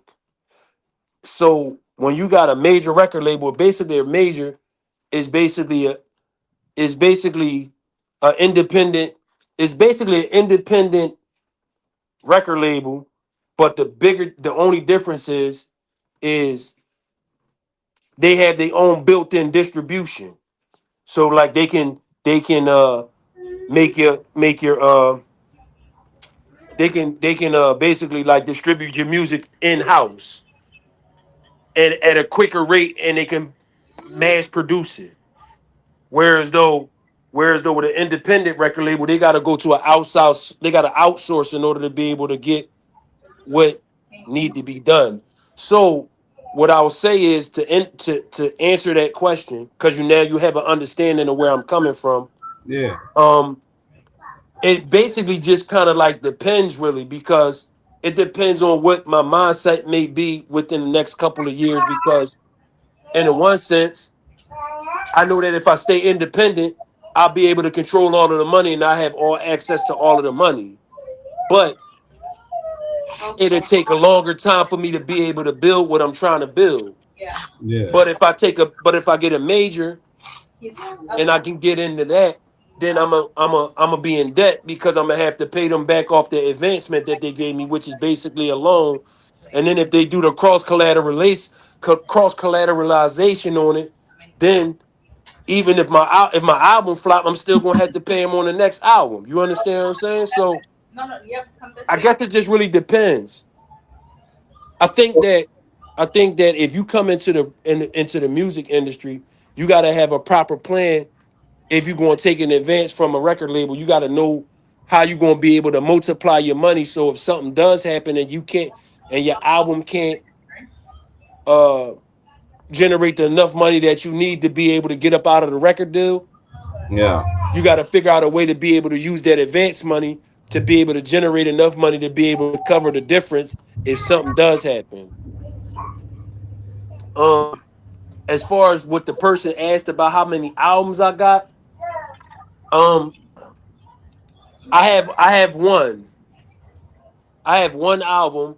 It's called Paradigms. It's like 20 tracks on it, but I got a couple of EPs and I got a lot of singles. Overall, I got about 100, close to 100 different songs in total.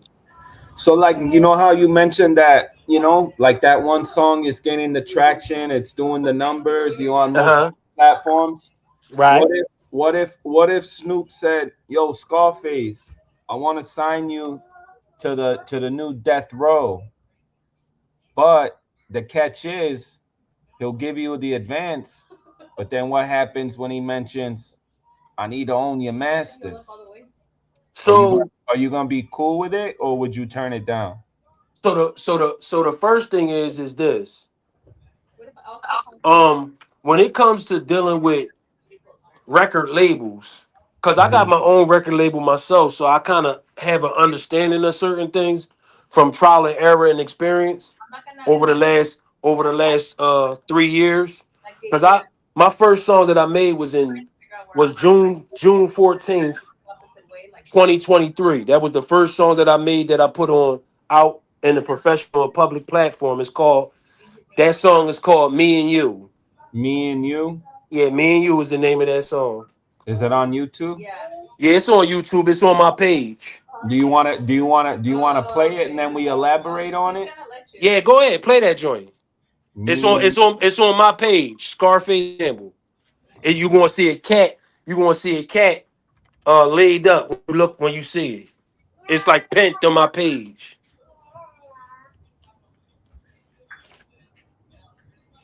And then I could speak on that. I could speak on the Snoop situation, which you just asked me. I wouldn't have a problem letting him hold my masters if he gave me advance so he can recoup his money. But once he recoup,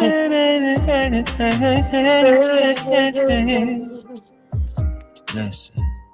Seeing that smile makes me think of a chocolate tootsie pop.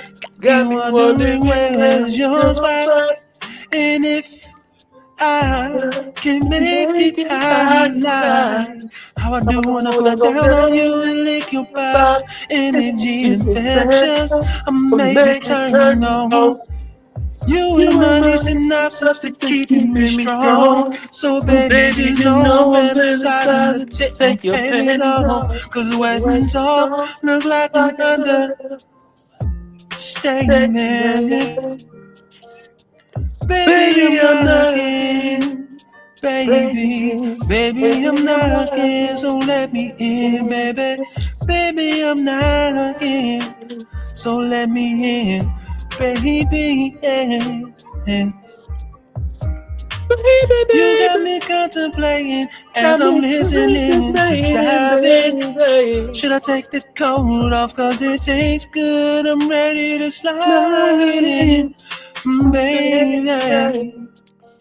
I'm knocking, ready to begin something that will last hours on end. So once again, I'm knocking, asking if you want to be an extension of me. Yeah. Baby, I'm knocking. Baby, I'm knocking. Baby, I'm knocking, I'm knocking, baby. Mm-hmm. knocking, baby. Hey, hey, hey.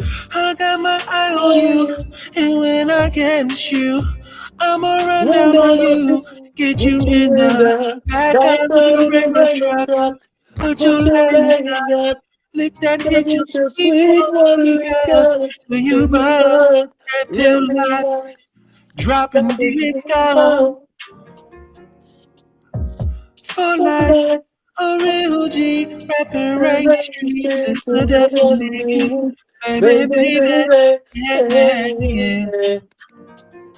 Yeah, baby, yeah.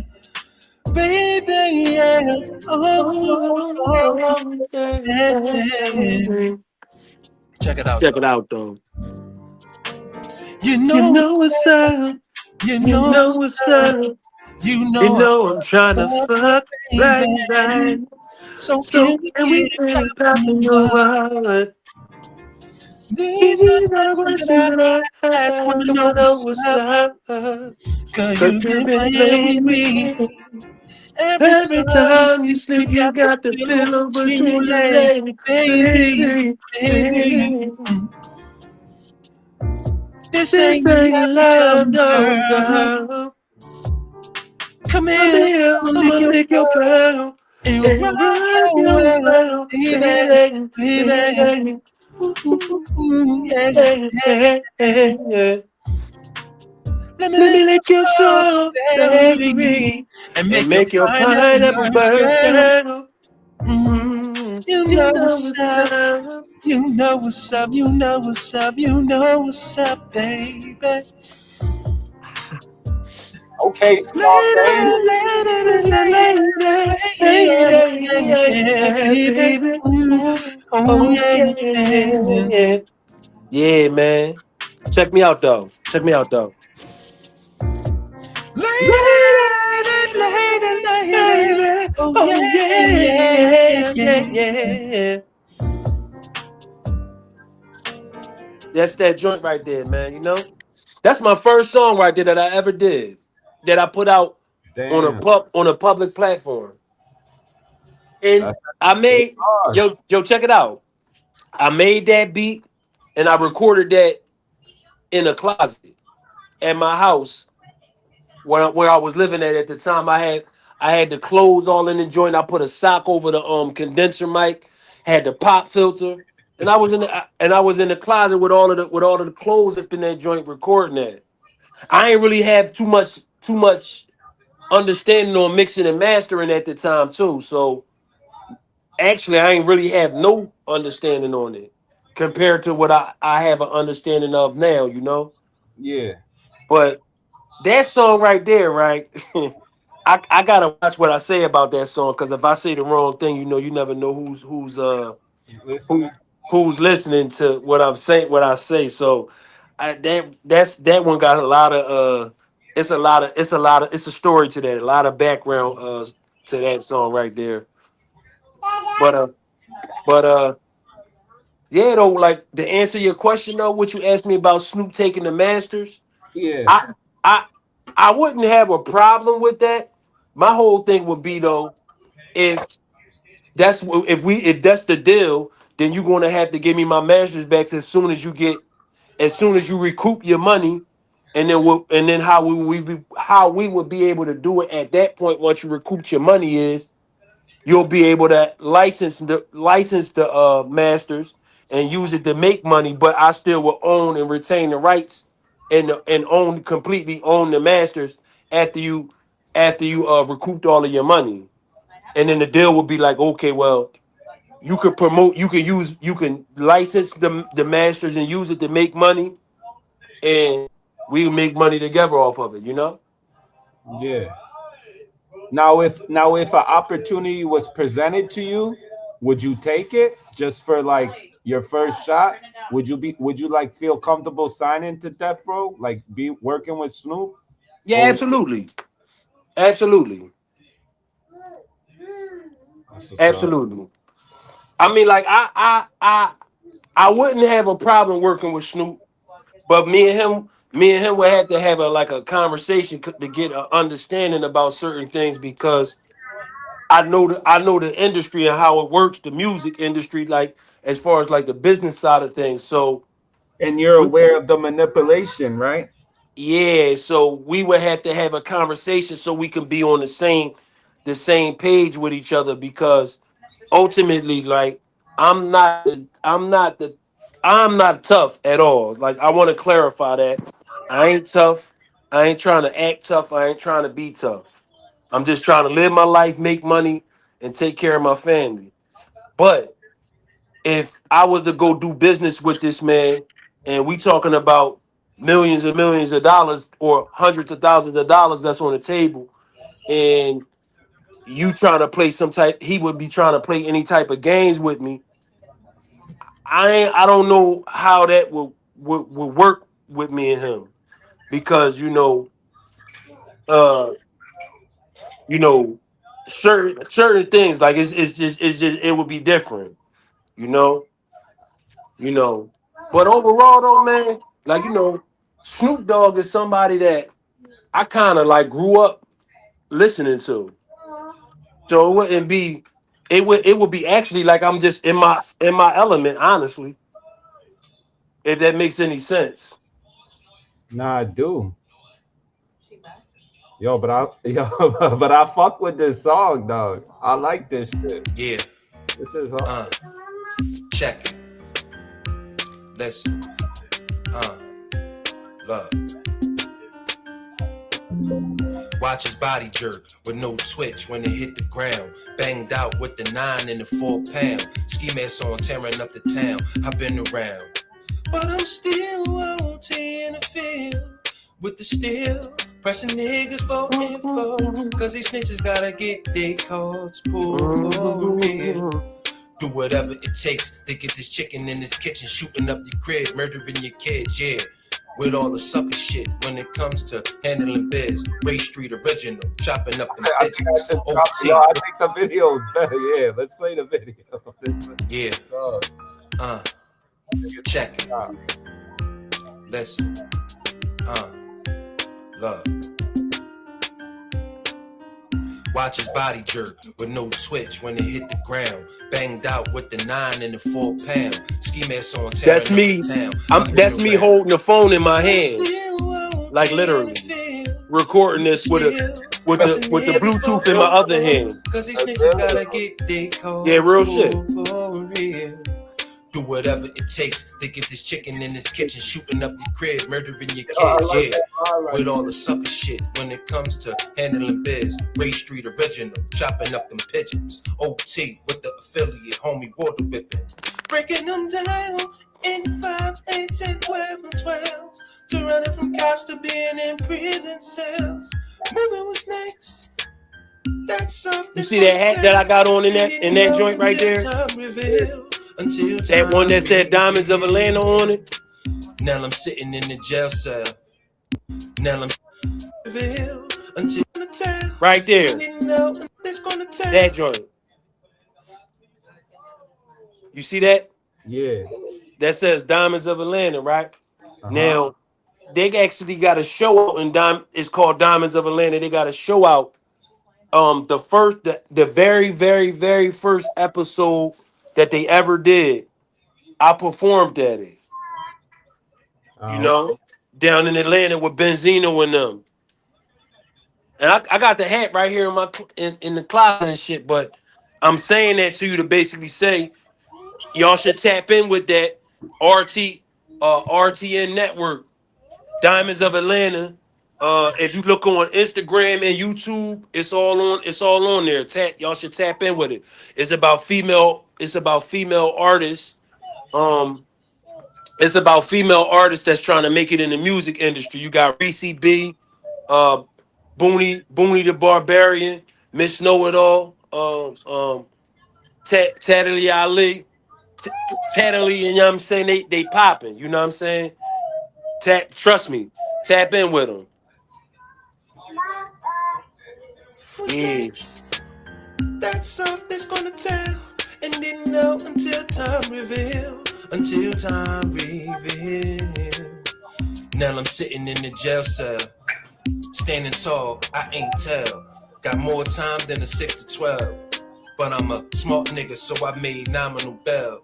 After 6 months in CC Now life, this only scene race right here, street right? bloods. Yeah. You hear Standing me? time a test. This scene right here You better that you watching right now, right? Yeah. This scene, I recorded this. Nobody was there with me. I put the phone on a tripod when I recorded that scene. That's hard. Real shit. And I had to cut the scene short on this part because as I was recording it, the tripod had fell. So I Oh, got everything that I got out of it and then split yeah. it to the next scene. Yep. Yes. You better guard your breast. Cause when I catch you, I'm putting you to rest. Cause you were rat and I'm the Ray Street Reaper of death. Red home. Did you show us Ray Street? On my name, put some Yeah, absolutely. respect. Yeah, y'all know what it is.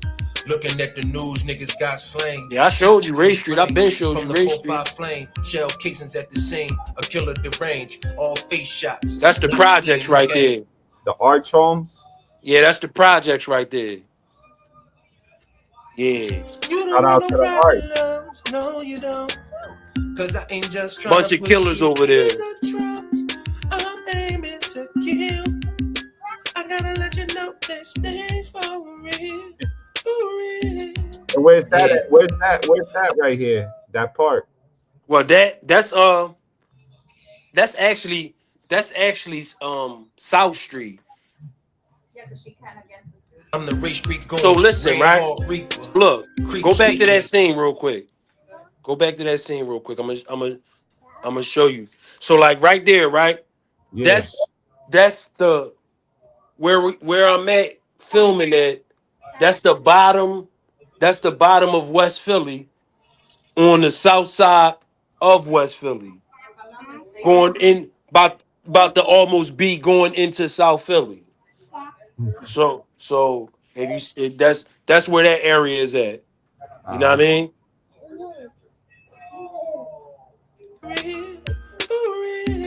And let's see, Red Hawk Reaper. That right there, that's actually inside Arch.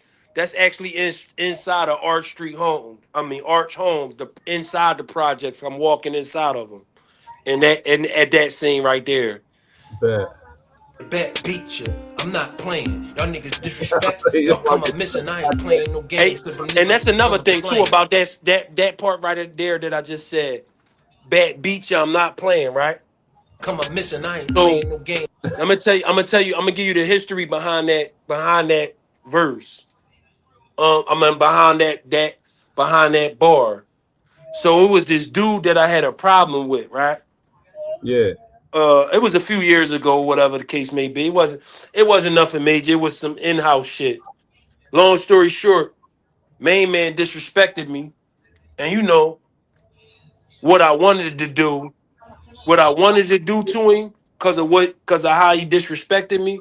You know, he disrespected my wife or whatever. So I was going, you know, I was going to take him for that long ride, honestly. But my wife pretty much kind of like begged me not to do it. So I took the lesser of two evils, and you know, I beat him with a baseball bat. And, yeah, like real shit, true story.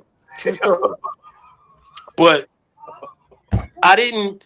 It was like you know, you was my peep. He was my people. So it was kind of like, damn, bro. Yeah. Why would you disrespect me in the manner that you disrespected me, and when I showed you love and I opened up my home to you, type shit. Yeah. And that's how that played out. You know what I'm saying? And I told him after I did it, whatever, because I ran into him probably like maybe like a week or two after that. I see after it happened, and I'm like, yo, what's up? What you trying to do? Is this shit dead or what we doing? And you know, basically, it was a dead issue, and I ain't had no problems with it since. But you know, I still keep it in the back of my mind or whatever, you know. But you know, it is what it is, man. Like I said, I ain't a tough guy. I just want to be peaceful, man. Does he still live there today? Do I still live where? No, does that gentleman still live there? Oh yeah, he still lives somewhere in Philly, but he ain't around me. Oh, all right. Yeah, he don't. Yeah, no, he don't be around me. He already know what I'm on. But see, you know, you gotta understand when you got history with somebody, and then they move a certain type of way and they act a certain type of way, that shit'll hurt your heart, man, for real. Nah, facts. I'm not playing. Y'all niggas disrespect. Y'all come up missing. I ain't playing no games cause them niggas that come up slaying. I'm from the I'm from the block where block the where the niggas niggas get get busy, busy, man. man. I told I you told once her once before. before. I ain't with the bullshit. You You disrespect, disrespect, I'ma I murder your murder your kids. kids. I'm a I'm race a race street street goon in the goon in the back, back, yeah. you You know what it is, you know what it is. Race street goon, know? get it Get it poppin', poppin', get get it it poppin', poppin', baby. baby. Yeah. Hey.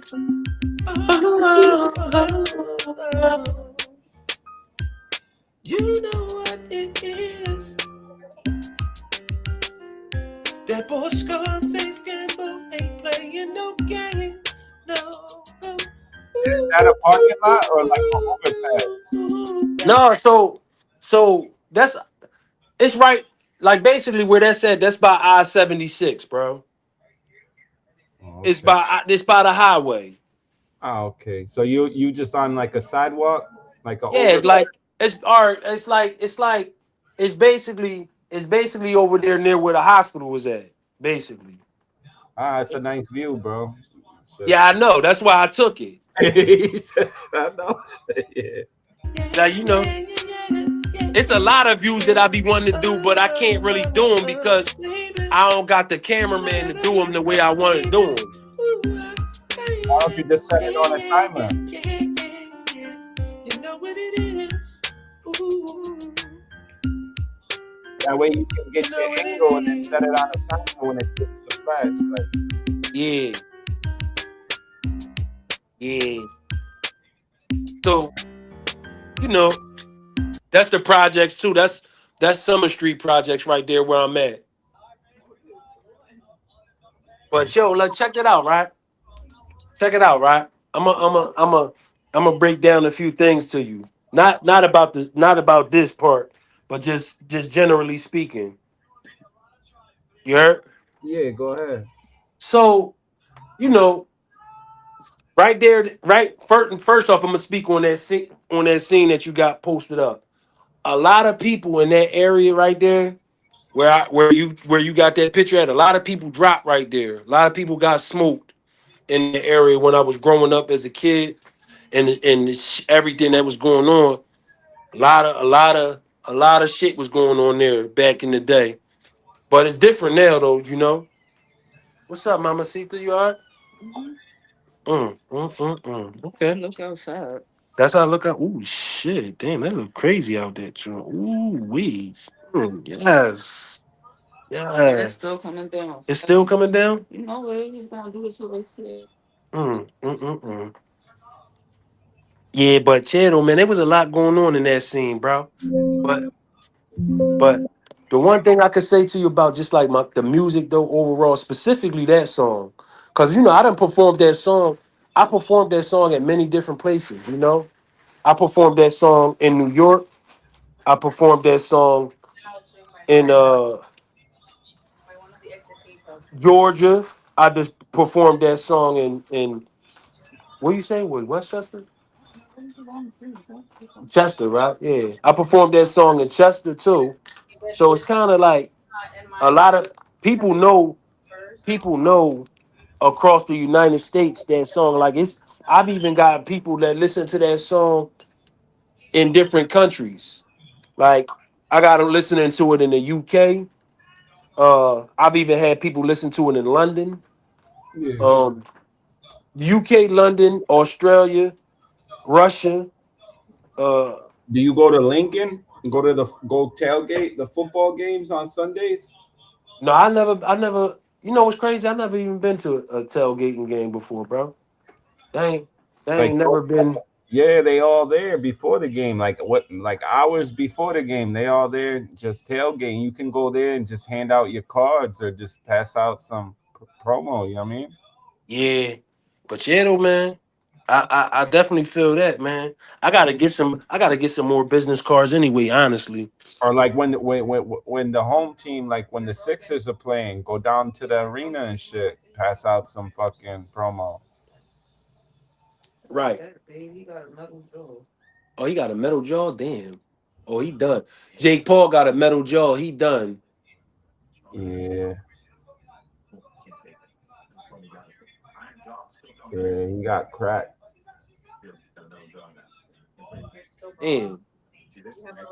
So what's next for Scarface Gamble? Like what's next? Like what's up on the horizon for you? Well, I don't know. I gotta build my team a little bit. You know, I got some things that I gotta work on with getting my team together. And I'm working on getting my YouTube page jumping. Yeah. I need to get some more people to tap in on the music on my YouTube page. Yeah, And just get some youngins and like have them, promote your music on a page, on a channel, and just what I mean. Yeah. I Or do don't you know though, man. I don't know, man. or do you feel like you need management, or do you feel like you can just self manage? Well, I got a manager. I got a manager. Yeah. You know, but like I've been knowing so much about it that like if I needed to self manage myself, I could because I know enough about it. I know enough about the music to be able to do it. But the good thing about having a manager is them putting me in different type of positions to where as though I can get shows, paid shows and stuff like that. So you Yeah. know, you know, I'm just sitting here thinking to myself, it's crazy, man, because I make my own beats and all of that. You know what I mean? I make GT. How you feel about the music?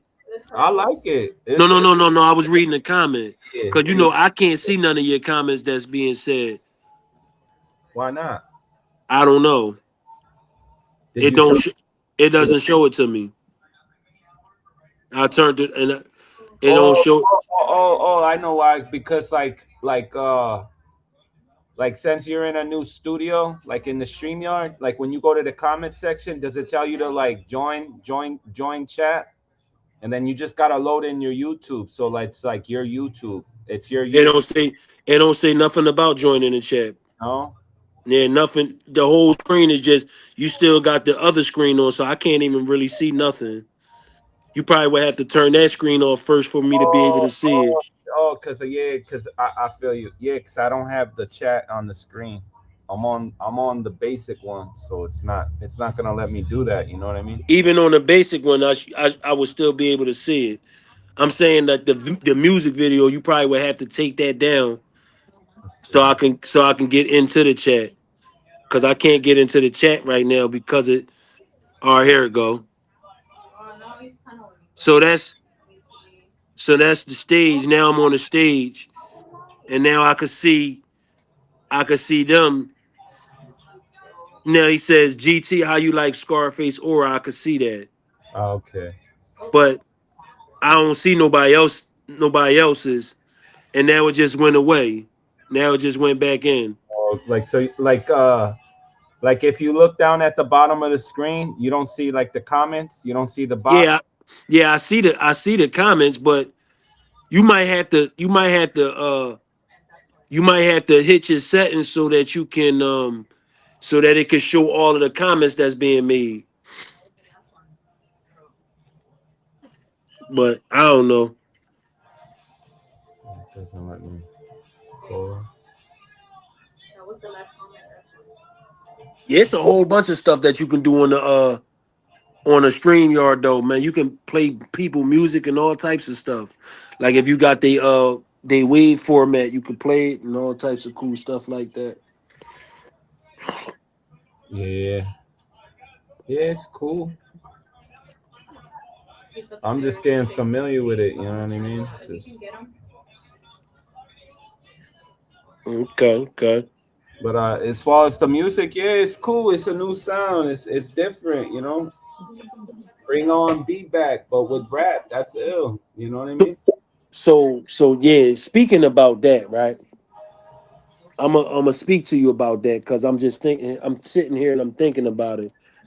So, like I was saying to you earlier, the whole objective for me when I made this song "Real Fly." Actually, matter of fact, you know what? That wasn't actually the first song that I did that was actually like how it was with rap and R&B.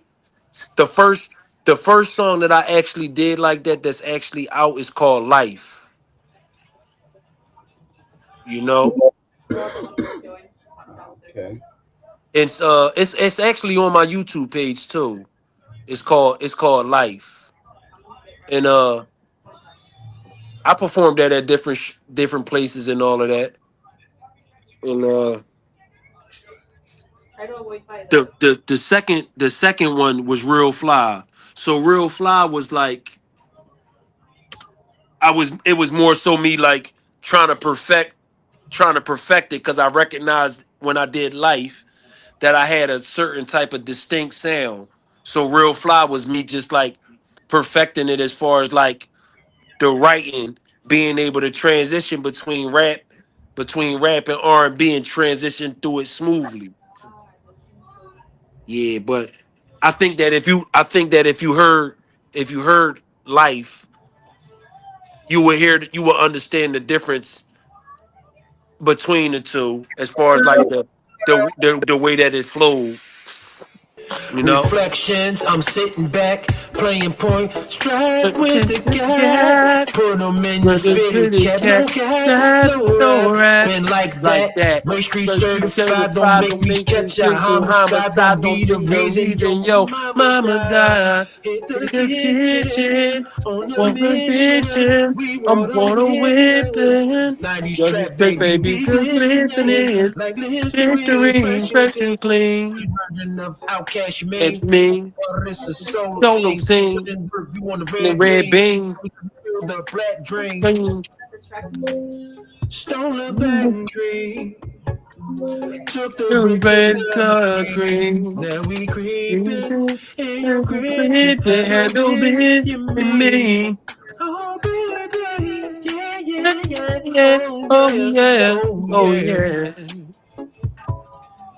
As the plot thickens, we Chicken, all in the your kitchen, kitchen, chopping up wrapping up the them chickens, chicken. getting it I'm in, waiting all for the down, ground, hungry, not caring about about time, time, time. time. As the plot thickens, we all in the kitchen, Kitchen, chopping up the chickens, getting it in, all down, hungry, not caring about time. No, no, oh no, no, no, no, no, no. no. We got any more brownies? Yeah. Bando, trap Trap house, house gats out, what's that's about? and ice Ice cream. cream whipping, crumb pitching in the kitchen, icy 7 points giving. Real hustlers listen to Okay, the sales pitch I'm pitching. okay. Got a point for Good the looking out, low, mama. front one, but don't try to usher burn. I'm trained to go, never been slow, and always about the dough. This a paper flow, business etiquette, I got yo. We get it poppin'. And if I catch you you slipping, slipping. I'ma I'm rock gonna your rock your top top though. though. Yeah, Yeah, yeah. yeah.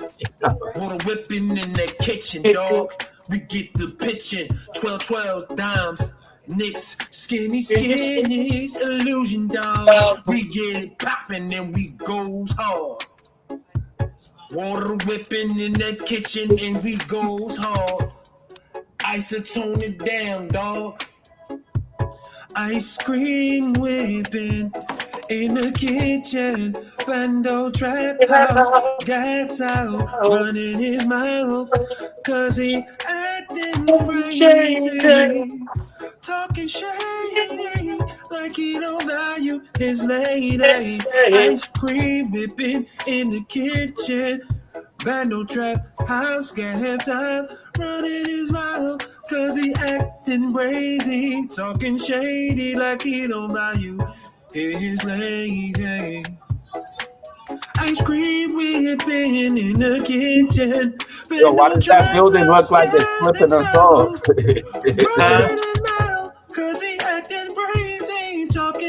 What you say, why, bro? I said, why does the building look like it's flipping us off? That's Center City right there in Philadelphia. It looks like it's giving us the finger when you passing by. Yeah. Hey, but you hear the difference between that song and Real Fly? Yeah, but you incorporate it like both genres right there, like spontaneous, like that's ill. Like you don't lose your cue. You know what I mean? Does that make sense? Like you're not breaking your cadence. Like at first it sounds like it's two different individuals, but if you listen closely, you could tell it's you. That's it. Right. Yeah, bro, like real shit. Real shit, bro. I'm the first person. I'm not the first person to actually be able to do that and do it in a song, because there's a couple songs that I can point out that it's actually been done. But what I'm saying is, Yeah. I'm saying that I'm the first person.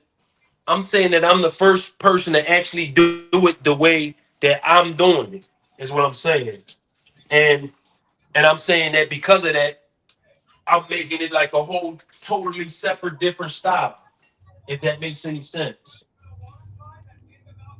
Yeah, absolutely.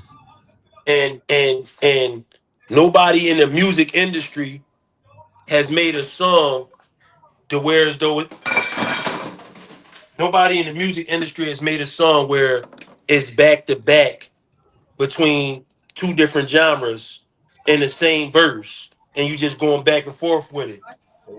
Nobody's done that. So for me, I identify and I call it street gospel, gangster rap, and thug blues is what I identify the genre of music as. You heard? Nah, that's hard. The thug blues. Yeah, real shit. And Yeah. and what it is let me put a title on the screen so you can talk about it. Hold on. here you go, miss. I don't know if you want these, but they there if you do. So based off our conversation Does it thus look like far, I don't know, they just look funny. Yeah, I got you, baby. is it thug or thugs? Is Thug. it like THUG. Thug blues. not thugs with an S, right? Just thug blues, all right, like, you know. all right. No, I wanted to get it Yeah, right. do it just a little bit. But I didn't. So based off our conversation, our interview thus far, how do you feel? Like based off the questioning, do you feel like I'm asking you the right questions, or do you feel like I'm asking too much? No. Bet. You killing. Bet. You chilling, bro. You ain't. I just want you to be you. Like I ain't with no, you know what I mean? I'm just trying to build my craft as a creator on the creativity sides of things, just to like, make my mental like kind of like in a way like just like adjust to the environment based off these types of interview, working with different individuals. I'm just trying to get better from here, you know what I'm saying? But you want to elaborate on the thug blues and just give us a better. You want me to go to the You want me to go to the grocery store and get you some? No, I'm okay. So based off the title of the thug You want some blues, blueberries? do you want to elaborate on what was the upbringing? What came for you to define it, the thug blues?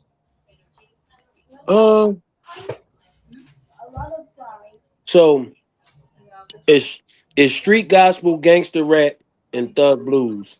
And for me, I'd say wanting to be able to relate to the people in a way to where as though the environment wise, what I've seen. Yeah. What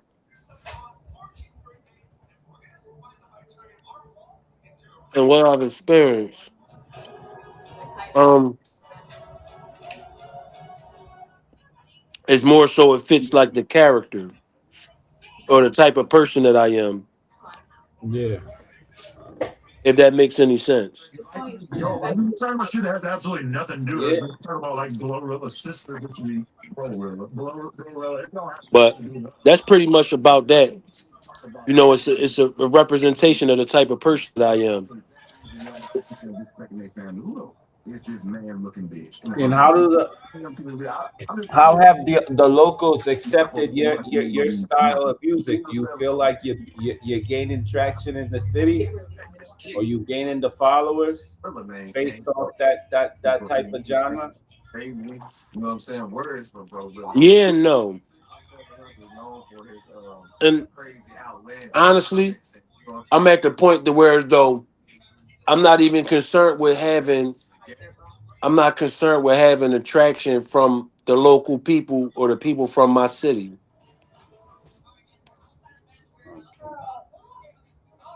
Because it's a lot of things that I'm paying attention to that I'm noticing Yeah. that people are doing. Attitudes, energies, everything is all clicked up. And I ain't talking about, I'm just talking about people generally speaking. I'm noticing that people clicked up, so I gotta focus on doing certain things a certain way. Yeah. Like you're trying to stand out, being unique, being you, not being a follower. Yeah. You know what's crazy? I What? actually have an artist named Unique. Oh, she's back. Oh yeah. Oh, they're Yep. supporting each That's what's up. We did a we did a song together a couple of years ago. We did a song together a couple of years ago, but we couldn't use it because the beat is it was Conway the Machine's beat, so we couldn't use it. But Man. hmm but yeah, We took her away from that area. besides that though, I might go back there. the best type of insight and advice that I can give to an up and coming artist, podcaster, whatever you try and do, Not him changing his stay disciplined Yeah. and stay on point with your topics. She knew I Nah, wanted this, facts. dude. I know like as time progressed, there's a lot of shenanigans and things that occur along the way, but I feel like the more you stay consistent and just keep pushing your narrative and pushing your creativity, you learn how to adjust to the fuck shit to where, it doesn't really affect that way. Like you're not giving it the attention or giving it the reaction that they're expecting. You know what I mean? Like you gotta mold yourself and just stay focused. Like how you said, just don't, stay on the topic. Stay on the topic. That's the main attraction. That's the main objective. But Mm. I mean, everybody has but then I also learn of just doing like talking to random people, and it doesn't have to be considered random people, but as far as like an artist or like somebody that just blogs or somebody that just does the gaming side of things, like you learn how to adapt to like different environments, you know what I mean?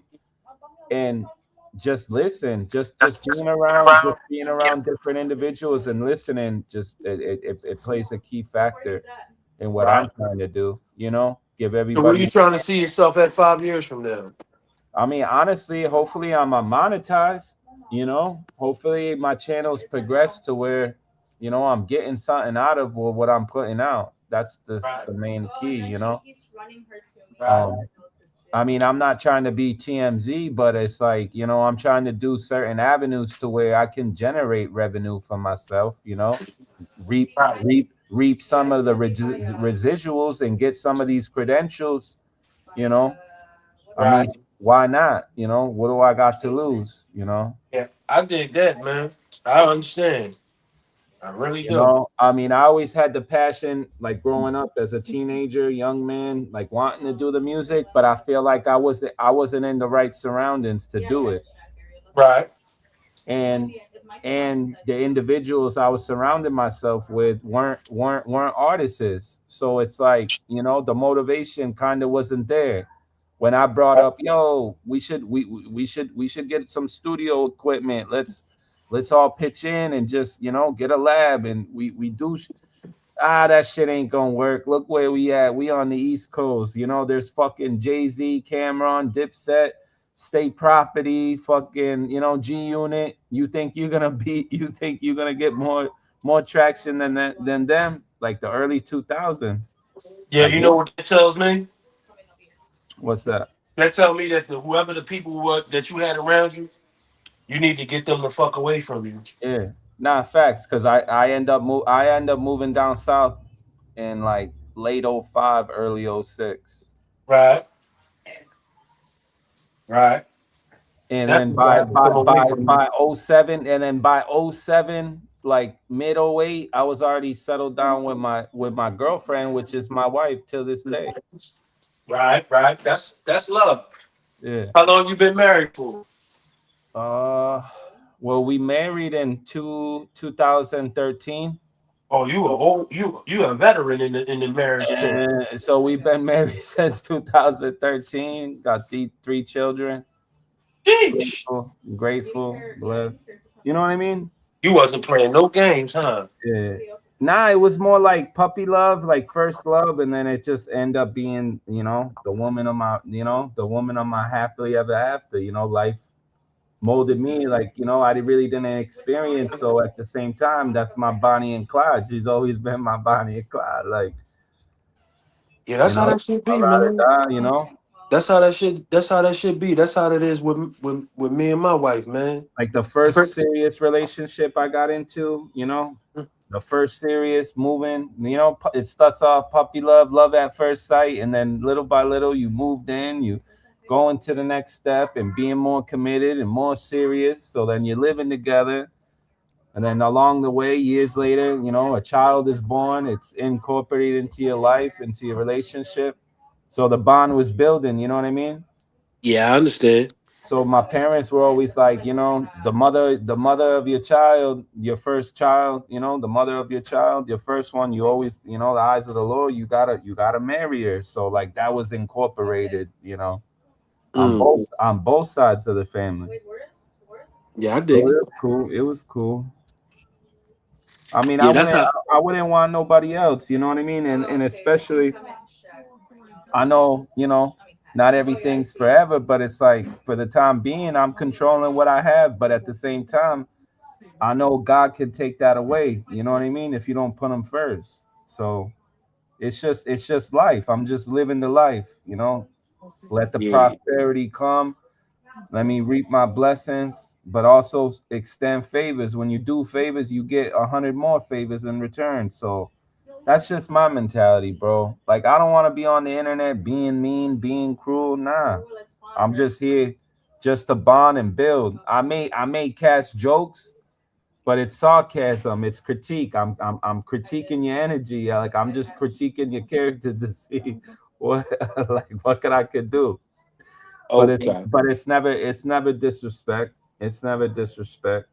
Yeah. Um, I mean, like people in my city, man, where I'm from, they die for shit like that. Like, so it's kind of like a little different. yeah, It's kind of a little different, man. But similar stories to what you saying, man.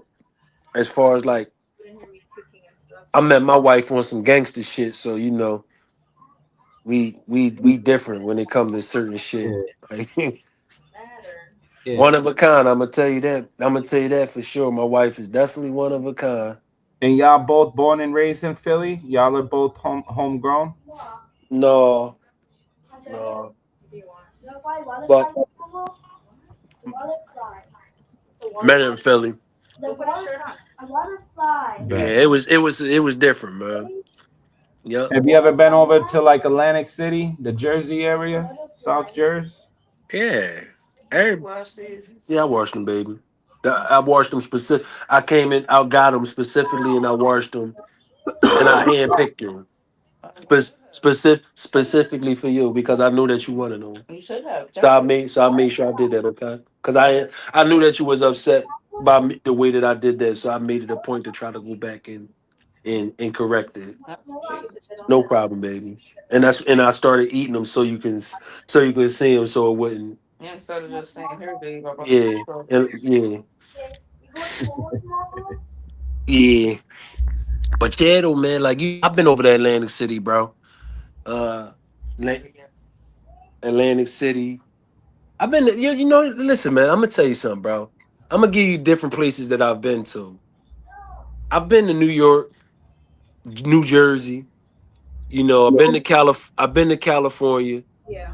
I've been to Mexico, uh, Jamaica, Puerto Rico, and the Dominican Republic. You know, so it's different. What Everywhere you go is different. what part It's of like Mexico did you visit? Like what state? What city was it? Tijuana. Oh, all right. Yeah, I was in Tijuana. Damn. And when I went to Dominican Republic, I was in Rafael del Yuma, Higüey, Punta Cana, and La Romana. Yeah. And when I was in Puerto Rico, I was in San Juan and Old San Juan. And when I was in Jamaica, I was in Kingston, Montego Bay. Yeah. Yeah. And I was in Denham Town and Town. And I was down there when Hurricane Melissa hit it. Oh shit. Yeah. Yo, can you say is it a myth or is it true? Jamaica got some good butt over there. Uh it really just depends on where you go to. Yeah. It ain't bad weed though. It's not bad. But I don't smoke though, so I couldn't I just know based off of what I used to do in the streets back in the day. Like you can tell when weed is good based off the textures of it Yeah. and how it and the colors of it and as well as the smells. Yeah, the smell. Yeah, so based off of what I know, it's not bad weed. It's definitely all right. It just depends on where you go. It's different over there though, yo. I ain't gonna lie to you. And it's illegal too. I heard you can get arrested for that shit. For what? For weed. Nah. In Jamaica. I heard it's illegal. Nah, you ain't getting arrested for that over there. I highly doubt you get arrested for something like that over there. Why are we not getting? But I don't know. Like out of all of them places, yo, Oh, if you don't hear me say the whole yo, word. out of all of them places, I'd have to say that Jamaica and Dominican Republic was probably the best two places, like energy wise. And hospitality. Yeah, Jamaica's hospitality is on a bean 50. Like that shit is different. Yeah. It's like you feel the love over there. It ain't like it's not like Dominican Republic where you could feel the love over there in the Dominican Republic, but it's fake because it's based around them trying to get your money from you. But then again, let me not say that because I don't want to sound like I'm throwing any type of bad shade or Nah, bad you good. business towards another country because that's not how you do things. But you just quoting based off your past experience and your past travels. Like, you just giving your honest opinion. It's cool. I mean, I think You can't sugarcoat it. You gotta give them your honest Scarface so. rating on it. So this is how I would say that. I would say it like this: when you first land in the Dominican Republic, when you get off the plane, one of the first things that they do is they got a band there that's playing all of the music, playing the music right there for you when you get off the plane. And once you walk past them, they kind of like stop playing the music. and you know they playing the music because they want to tip, you know. So it's kind of like I'm trying to mind my business. You funny as shit before you said that. yeah. So it's kind of like you know what I'm saying. Like if somebody only playing the music because they know that you got money and they want your paper, you gonna kind of look at it a little funny style, you know. But I ain't gonna lie, man. I I really enjoyed the Dominican Republic. That shit is different. That shit's different over there. That shit's it's definitely different over there. And especially the beaches. The water is so clear. Not it the now in Puerto Rico, the water wasn't that clear where I was at, and it was kind of like, you know what I mean, it was wild. But yeah, though, man, you know, overall though, man, the best thing that I can tell you is go places. Go places and meet people, go to different countries so you can get an understanding of how others move and think, you know? Cause when you go to different countries, you get to see different calibers of people, men and women. Energy is way different than compared to America.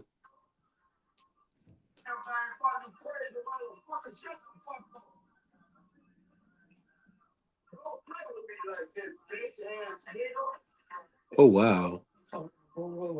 Damn, that's crazy.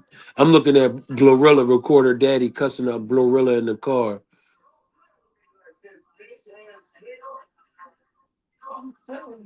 Going crazy. But besides that though, bro, you good, man? Yo, bro. Oh yeah, I think he done left. I'm about to get up out this joint.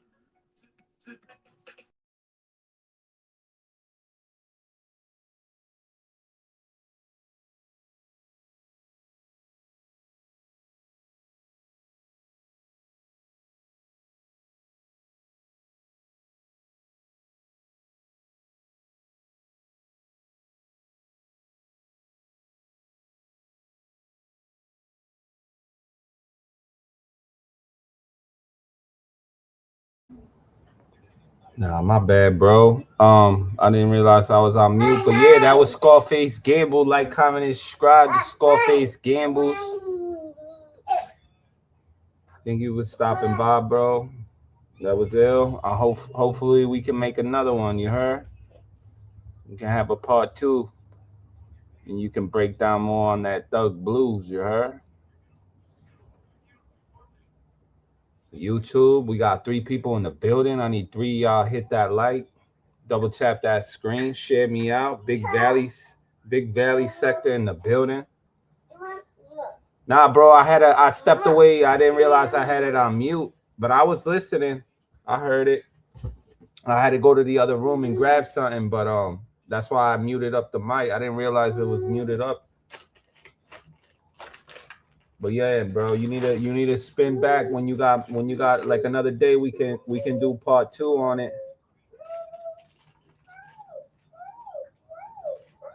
Appreciate the time, brother. Keep generating them hits. Keep sharpening your craft. You know, we might see Death Row sign Scarface. You never know. That might be in the works, bro.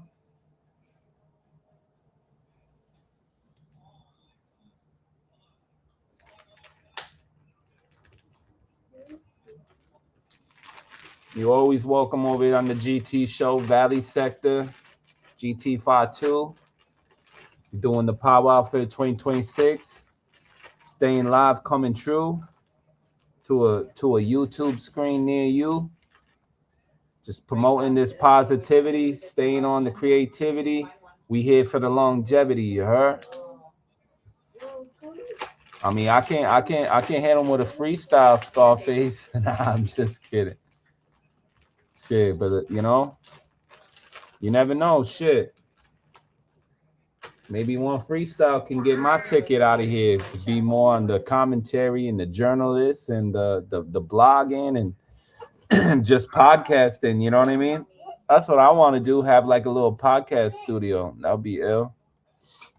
Have some partners pull up. We talk. But yeah, bro, they killed El Mencho. We're gonna say R.I.P. to El Mencho. Hopefully, we'll see what the news updates, what it brings. But I mean, they claiming that El Mencho's dead, but we didn't see no body bag. We didn't see no gunfight. It's just being reported. So,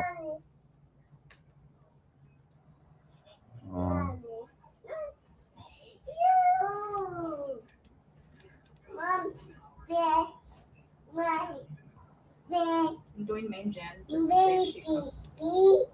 I'm used to it. One more time.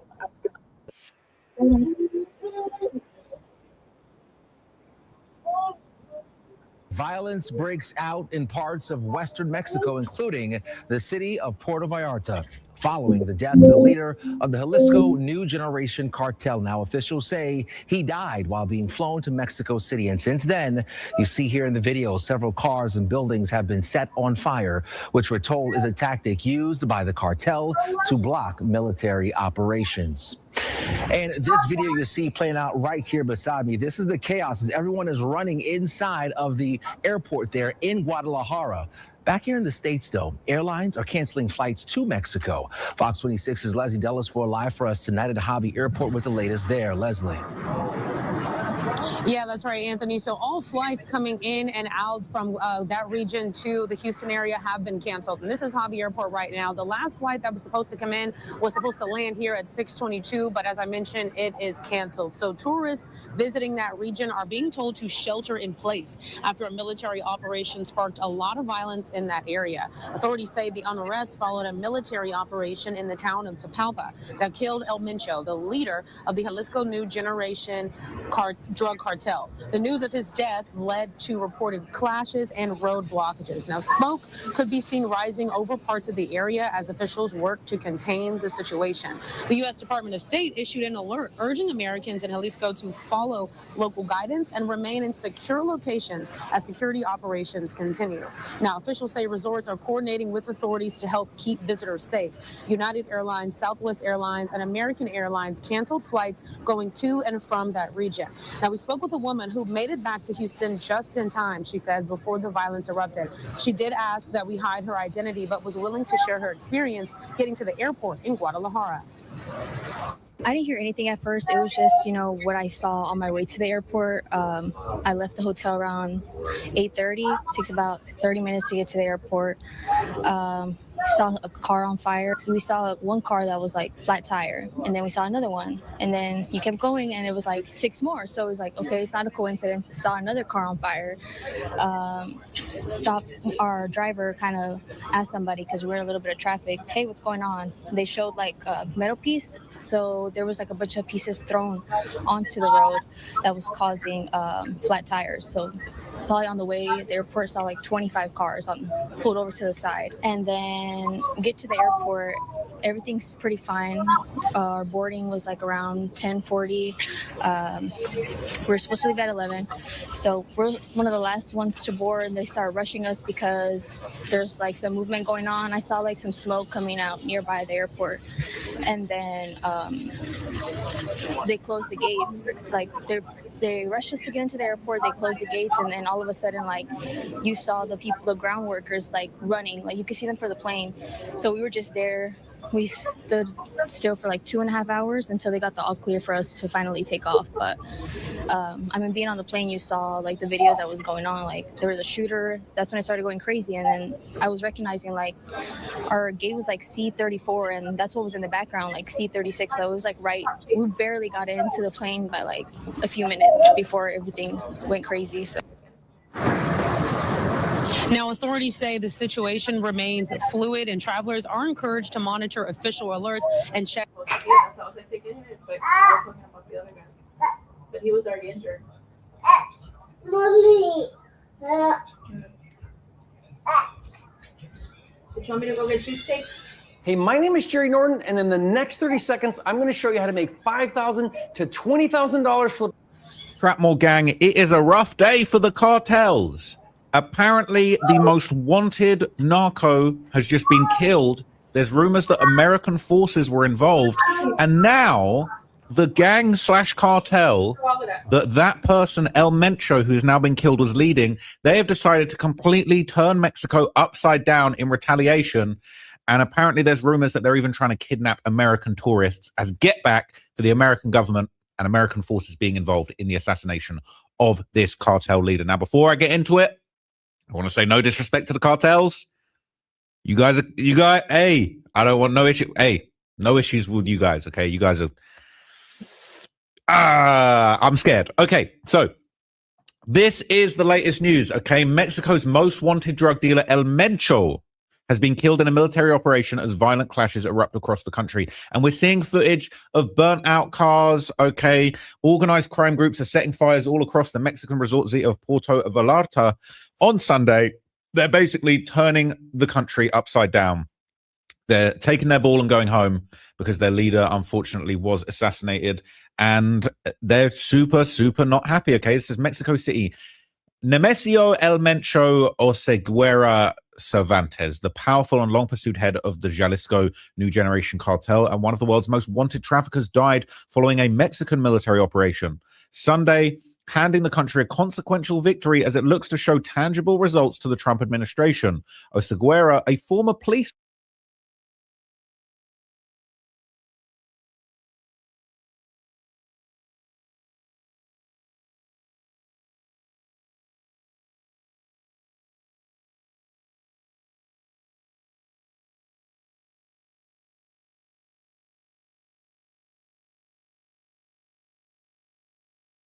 officer, led the Jalisco New Generation Cartel, or CJNG, as it became one of the most powerful and ruthless criminal organizations inside Mexico, according to the US DEA. Violence would erupt in several states in Mexico after security forces from several federal branches of Mexico's military carried out the operation in the town of Tapalpa in the... I feel like maybe the Mexico's playing chess with American news and the government, because they didn't show signs of a body bag. They didn't show signs of actual U.S. forces being there, like how they said they conducted or they joint operations.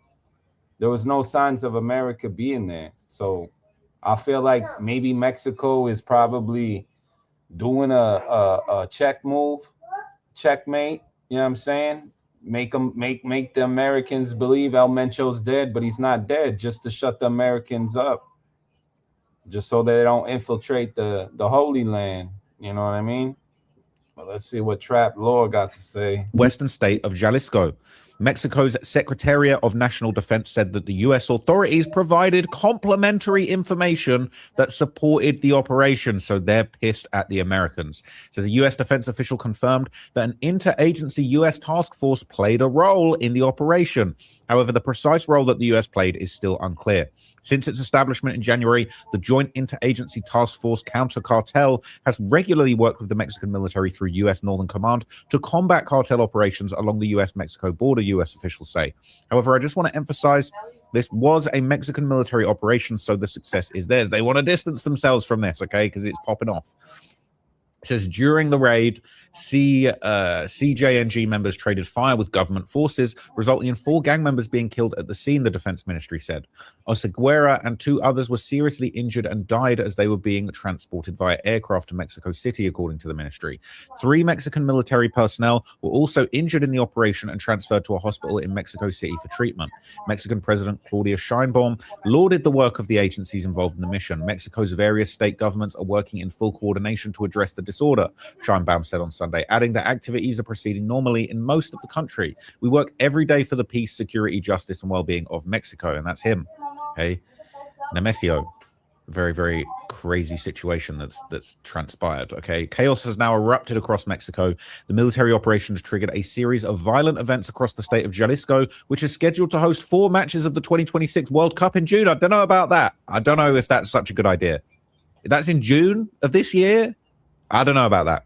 Before spreading to other states such as Michoacan and Guanajuato. It's Okay, my Guanajuato way. my Spanish ain't Guanajuato. really all that. But anyway, suspected members of organized crime groups would set buses on fire, block roads in the area, clashing with authorities. Jalisco Governor Pablo Lemus Navarro would report. Video obtained by CNN showed multiple fires burning and plumes of smoke rising across Puerto Vallarta, a resort town popular with U.S. tourists on Mexico's west coast. As a result of the violence, Air Canada has now suspended flights to Puerto Vallarta, and during the operation, Lemus urged residents to remain in their homes and said public transportation services in Jalisco would be suspended until the situation is under control. It's out of control. The governor said the violence has spread to at least 5 states, and they urged the public to avoid traveling on highways. You can't even travel on.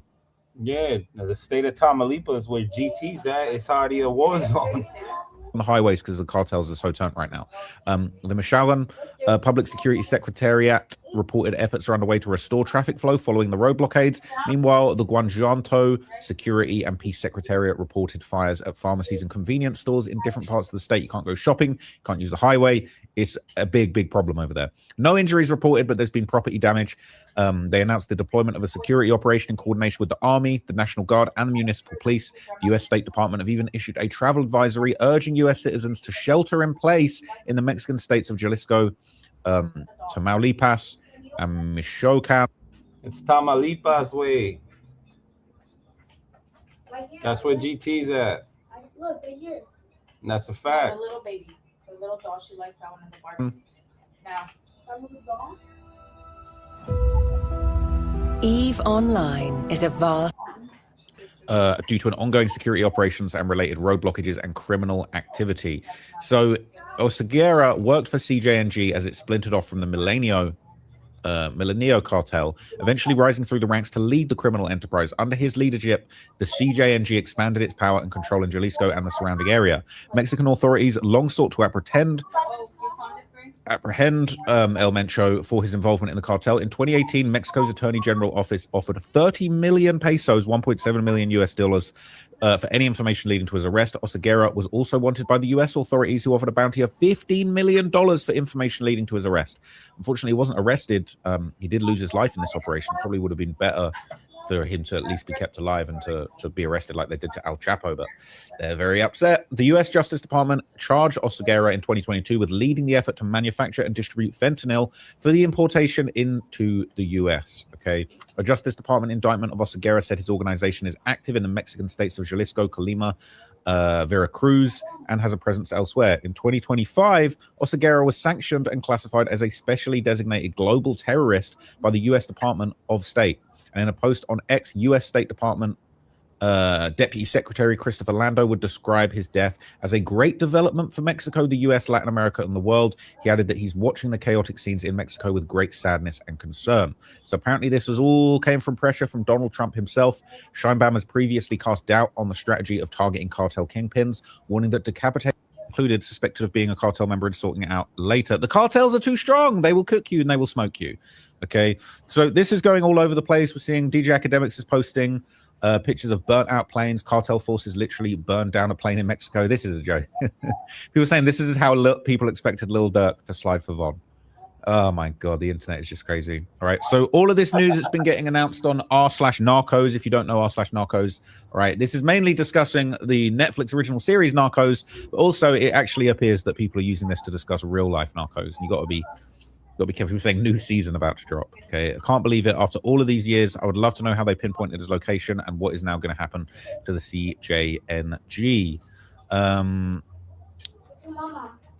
It says it's because there's been a huge increase in intelligence assets from the US in the region. Remember season 1 when Murphy talked, said, and they know who you're fucking, as it panned over to a bunch of accountant-looking guys in a plane. Those IRL were US Army ISA Signet officers who specialize in tracing people based on signals in the 21st century.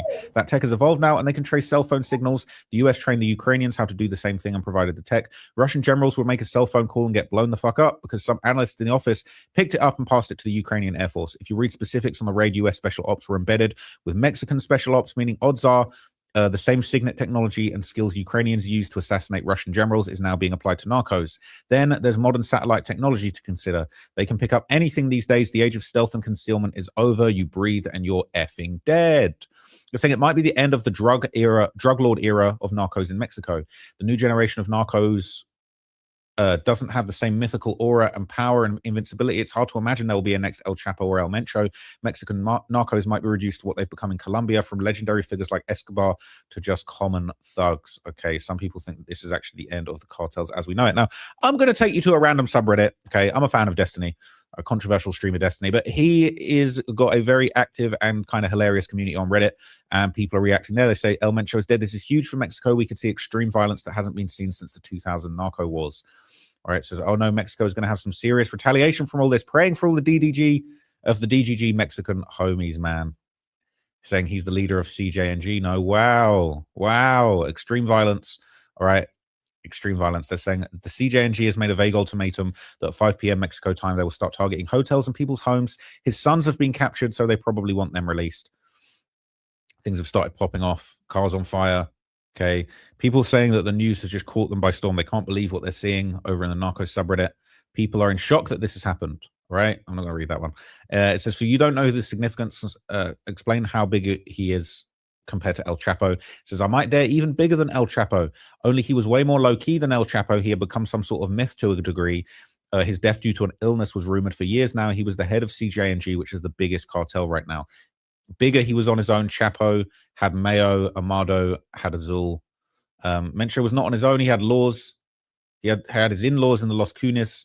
Also, Mencho used to technically work for the Sinaloa Hotel through Nacho Coronel before CJNG was a thing.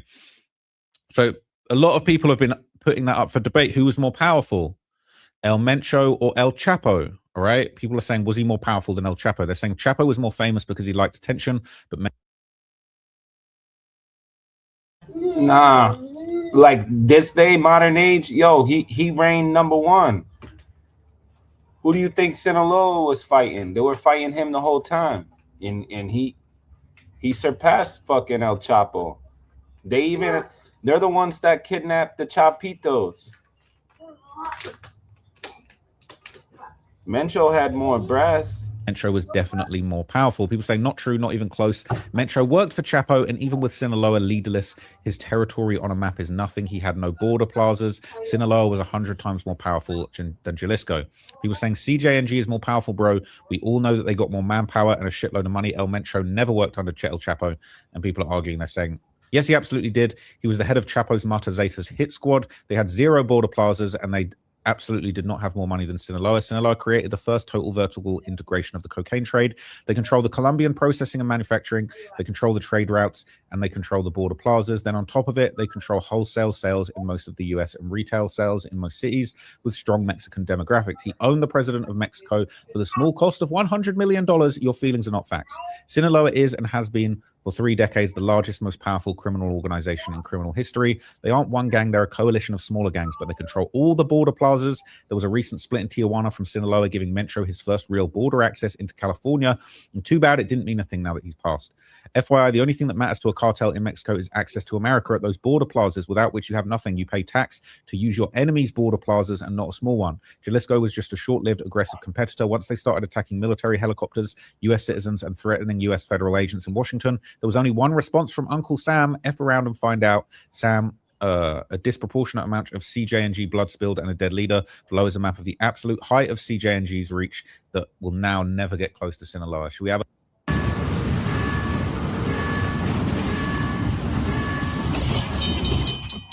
a look? Should we have a look? They did have a decent... they had a pretty decent amount of territory, if you ask me. They're in the red. They had a big amount of territory. That looks like a border crossing there. You see, that's where GT at. You know, we don't listen to certain ones. We're the Gulf cartel right here. This pink one is all Tamaulipas. So all this to the left, Beltran, Juarez, that's just out there by El Paso. That's just one little. Look how small Tijuana cartel is. Now Jalisco got that little section. But yeah. I mean, look how far the red goes down though. Am I going the right way? We all the way down there. But right here next to the valley, this is Gulf. So all this shit, It's not really affecting us. But there is Jalisco going through Tamaulipas. Tip there with some territory. The Sinaloa cartel got big chunks, and they seem to control all the borders. So I understand why that would give them a undue amount of power. But Jalisco definitely got a lot of red on the board. Los Zetas have a decent amount of territory in the south, but I can see why people would respect the Sinaloa as far as them controlling the borders. The Juarez cartel got a little section of the borders there, but this is crazy. Okay, so look, no disrespect to any of the cartels. You know, hey, a very, very crazy situation. I hope no civilians get hurt from this point on. Okay. She don't deserve it. Hold on. Catch better not be around there, bro. Oh, it should be by Facebook. And then they start speeding out of the area as quickly as they can, and we can now see the Mexican Army's armored car coming up behind with the machine gunner aiming down the machine gun, chasing the cartel down the street, I suppose just firing bursts at them as they go. I think the only reason it went this way, also by the way, is because the security forces happen to have the armored car. It didn't appear those two vehicles, the Jeep and what appeared to be maybe a Ford or like a Ranger or something, those didn't appear to be armored. So I think that's why they reacted like that. I think that is definitely the case, and I think they also realized after they started to fire the vehicle that it didn't appear to be stopping, and it didn't appear that the engine block was taking any damage, say like visible smoke or anything like that, and then they might have realized it was an armored car. But you can hear that while the armored car is chasing them down, it's still laying down a couple of rounds onto those vehicles as it's chasing them through the streets. So, I mean, whether or not those guys made it out of there from the Mexican Army, well, I'll leave that up to y'all's imagination. But it does seem that at the moment they were quite scared of the Mexican Army's armored cars. We've got a big deployment going on here. It looks like the Mexican forces have regrouped. I'm currently seeing a video coming out showing what appears to be another Black Hawk being deployed by the Mexican forces, armed with a minigun, and they are unleashing with the minigun right now over CJ and G positions near Ectero La Desembocada Road, which I'm mispronouncing like hell, but I gave it an attempt. But we're seeing this right now on the footage, which is crazy. And really quickly, folks, we're actually now starting to hear that there's now an attempted siege of the city of Veracruz, which is a major port city just outside of the eastern regions of Mexico City along the east coast of the country, which we'll be getting to here in a moment. But where's that video that you were talking about there, Matthew, of the Black Hawk? Because I'm not seeing it. Should be at the very top. Here we are. There it is. It hadn't shown up yet. So here's our clip of the Black Hawk. Oh. It appears to be firing a minigun down on the cartel.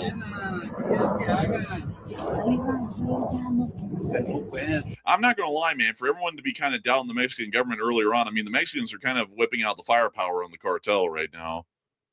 They are, but the problem is, though, as far as we're aware, I'm not sure exactly what they have, but I think the cartels have ways to take down the Black Hawk, which is, we saw the bullet holes in the last image. They had shot up a Black Hawk, the last one that came through here. This is apparently a new one coming through to start firing the minigun. So we don't know exactly what type of air defense the cartel is working with. I don't think they have anything too crazy, like, for example, like Venezuela would have or something like that. But they obviously have small arms, and they could have possibly, man-portable systems, possibly.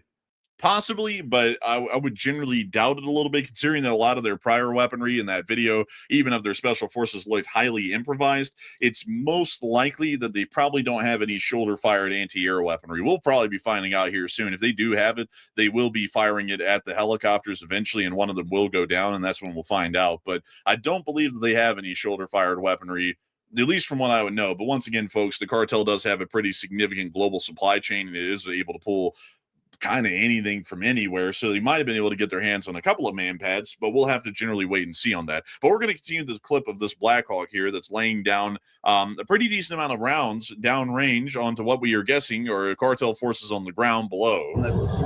And we see the helicopter once again flying fairly quickly as the gunner, I believe, is lining up possibly another target.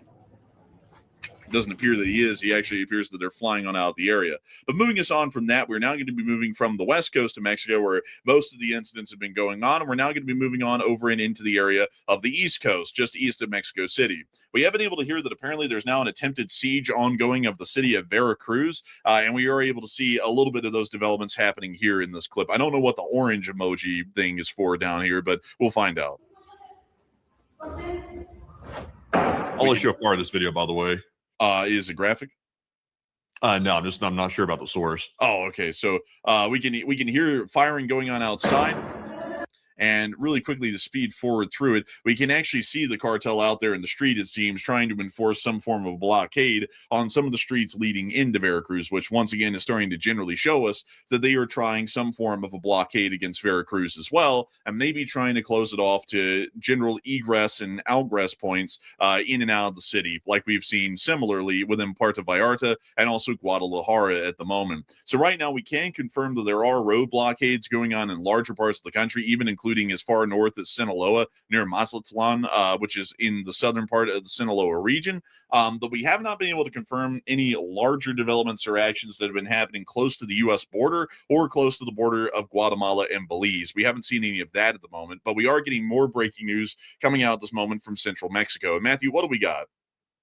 Okay, so we cannot show this video on the air because it does appear to be filmed by possibly American tourists that are currently in Puerto Vallarta. But Puerto Vallarta, which is, of course, a tourist location, if I can pronounce that properly, is currently one of the heaviest hit areas by the cartel forces right now. And we are seeing many fires breaking out, and it appears to be American tourists are currently hiding on the tops of roofs inside of that area. Unfortunately, you can show an image of it. We cannot show the video, certainly not, because I'm sure there's some issues with that.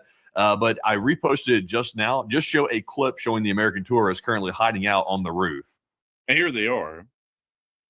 Yeah, as you can see here, they're hiding out. And you see in the distance, there are fires and arsons taking place all over this area. It's kind of surprising, too, because the cartels usually don't mess with the tourist areas. So clearly, they are irate because they're currently messing with the area that typically is off limits for the cartel because that messes with the Mexican government. So we're currently seeing they're taking it to that level.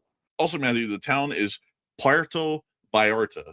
So it's, yeah, I'm gonna be butchering these names all day. I can't do the Spanish pronunciation very well, so the butchering is going to have to continue. The butchering will continue, apparently, unfortunately. But beyond that, it does appear that we are seeing that there is still larger ashes that have been going on elsewhere within the area of the Jalisco state, which have happened prior, about an hour before we went on air, and we're going to be making sure to get you all into that as well. We have been able to see that down in the area of the city of Tizapan, which is just south of the Chapala Lake, we were able to see that there was a suspension of commercial activities within this area that was issued by the Mexican government. This is a Spanish to English translation of the post, and I'll be reading you all off the English translation. Urgent statement, total suspension of commercial activities. To business owners, merchants, and the general public, in light of activation of Code Red, and with a priority objective of guaranteeing the safety of the population in the face of the violence recorded in the region, the relevant authorities urge the immediate closure of all non-essential businesses, shops, and services from this moment until further notice. This measure is preventative in nature, determined by the State Security Council to safeguard the well-being of employees and customers. Business owners are urged to suspend operations in an orderly manner and proceed to immediate home confinement. We reiterate the call to the entire population not to remain in public spaces and to stay indoors in a safe place. You will be informed in due course what conditions are suitable for reopening. Thank you for your cooperation. That was the statement from the local government of the city of Tizapan in Jalisco, where we have been able to hear that there is some significant cartel activities going on there as well. But moving us on into the largest city that generally finds itself afflicted with this situation in the moment, we are going to be moving on into Guadalajara. Guadalajara is a fairly large city within this more so central and western part of Mexico. It actually has a fairly significant population as well. I believe it's somewhere up around 500,000 people or more or so that live within the city of Guadalajara. A fairly significant one to say the least. We have been able to see that within the city of Guadalajara, there has been a National Guard base on the outskirts that was directly attacked. You can actually see the National Guard vehicles of the Mexican National Guard absolutely trashed after the raid had been conducted by the Mexican cartel. And you can also see the absolute carnage and damage that was caused as well. And you can even see in these pictures that the Mexican National Guard appears to still be engaged in a firefight with the Jalisco cartel, pushing them back and away from the National Guard base after it has sustained significant damage from the raid. We also were able to see that it appears that the cartel forces were trying to burn gas stations within the city area, which we were able to see in this clip right here. And I'm just going to show you all general parts of the clip where you can see the cartel coming up. We can actually see that they've now brandished firearms at the gas station employees. Also, by the way, to point this out to many people, there is actually not self-served gas pumps in most parts of Mexico. It's actually serviced pumps by employees. So these are actually employees of the gas station. But before we get to the rest of this clip, we actually have more breaking news coming out at this moment right now. And Matthew, what do we got? Okay, so I think we covered this a second ago, generally speaking, but we've gotten an image here apparently showing the state of Veracruz in Mexico, which is an entirely new spot, by the way. Apparently, there are now fires and arsons breaking out on the roadways in Veracruz. So it appears to be that it's expanding as of right now. So it looks like Sinaloa, we're also seeing Veracruz, definitely Jalisco, and other regions as well are also getting overwhelmed by the situation, and it's expected to expand. Like, this is not expected to remain contained whatsoever. And we're currently seeing it happening here. We're also getting reports of the cartel hijacking oil trucks, these massive tandem oil truck situations that have like multiple tankers in the back that are attached to it. They're apparently hijacking those as well. And I don't want to get too far ahead here, but they could be planning to use those trucks with fuel or oil as some type of makeshift weapon. That could be a possibility as well. So we're not entirely sure, but it appears to be they're getting more extreme as time is going by against the Mexican government, which is pretty concerning.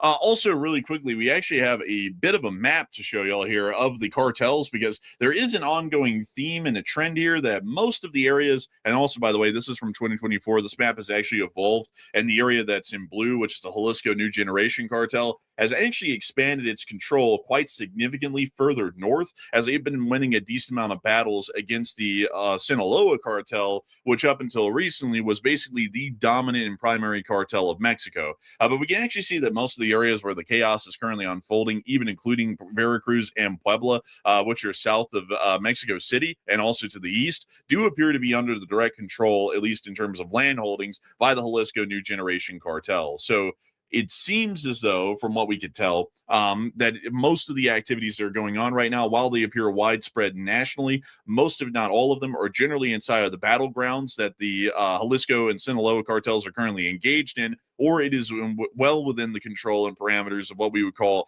the Jalisco cartel's reign of ground or territory within the central area of Mexico. So that seems to be what we're looking at right now, and that's why we're seeing that there is now an attempted siege on the port of Veracruz as well, which is just to the east of Mexico City, which is quite an interesting development to say the least. And once again, showing us that the cartel generally knows no bounds, at least at this moment, on what type of damage they're willing to conduct. And they're willing to conduct as much damage as they possibly can in any amount of territory or zone that they are attempting to control. Moving us on. So get this real quick. I'm currently getting reports that there might be a massive prison break that could be underway. Go check out Ixtapa. Is that an area close by to Jalisco? Because I'm not totally familiar with where that's at. How do you spell that? Ixtapa. You might just type it in and see where it brings you to. Let's see here. Yeah, actually, it is in the Jalisco state, and it is right here. So let's see. Is there a prison? Is there a prison nearby to this area? Because I'm getting word that maybe the cartel might be trying to break people out of prison there and let out some of their friends to help out. So let's see if that has any possible credibility to it. Let me see if I can pull this up. The Ixtapa prison. Let's see.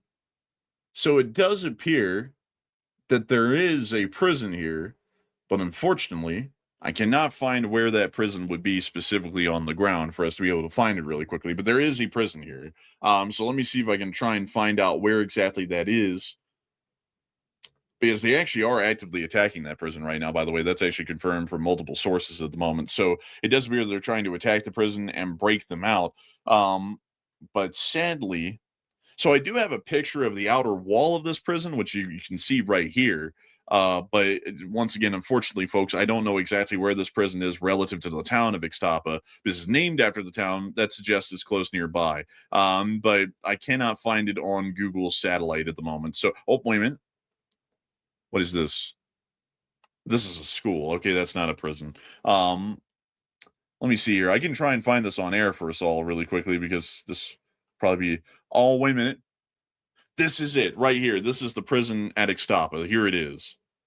Interesting. So if the reports are accurate, apparently there has been an ongoing attack on this prison. If the reports are accurate, take it with a grain of salt. Of course, we have not gotten visual evidence of that. Then it could be that maybe they've broken people out of the prison at this point, because people on the ground appear to be in the belief that people are escaping the prison as we speak. So possibly so, maybe we'll have to find out. Now, also, by the way, as far as we're aware, many prisons in this region are apparently also heavily influenced by the cartel. So there are apparently gangs and things of that nature inside as well. So it wouldn't be too far-fetched to believe that, but we'll have to wait and get some footage.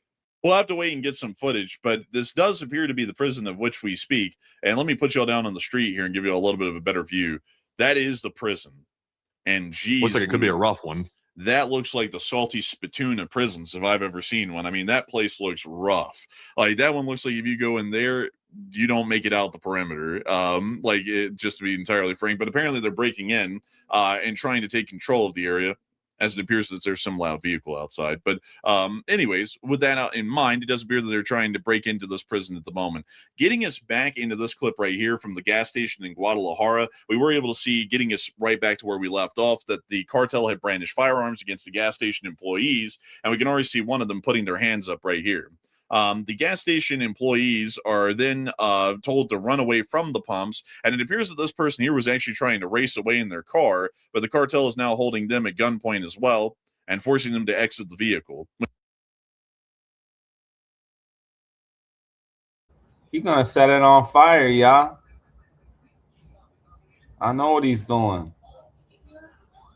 We now see them actually closing the door He's gonna and telling that person to get out of there, as they take the pumps and begin to pour gasoline onto the ground around the surrounding area, apparently to prepare it to light.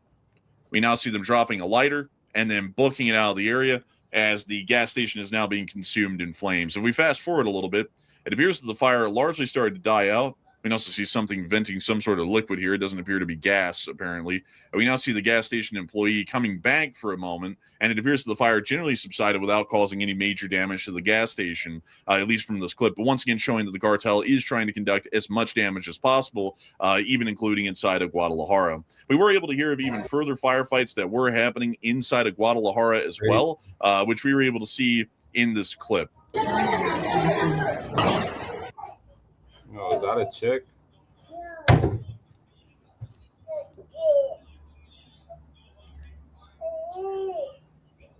Is that a girl fighting? Watch. Be gas, apparently. And we now see the gas station employee coming back for a moment, and it appears that the fire generally subsided without causing any major damage to the next clip. Gas station, at least from this clip. But once again, showing that the cartel is trying to conduct as much damage as possible, even including inside of Guadalajara. We were able to hear of even further firefights that were happening inside of Guadalajara as well, which we were able to see in this clip. We hear the race away in their car. Oh, that was a fucking girl. And showing that the cartel is trying to conduct as much damage as possible, even including inside of Guadalajara. We were able to hear of even further firefights that were happening inside of Guadalajara as well, which we were able to see in this clip. We hear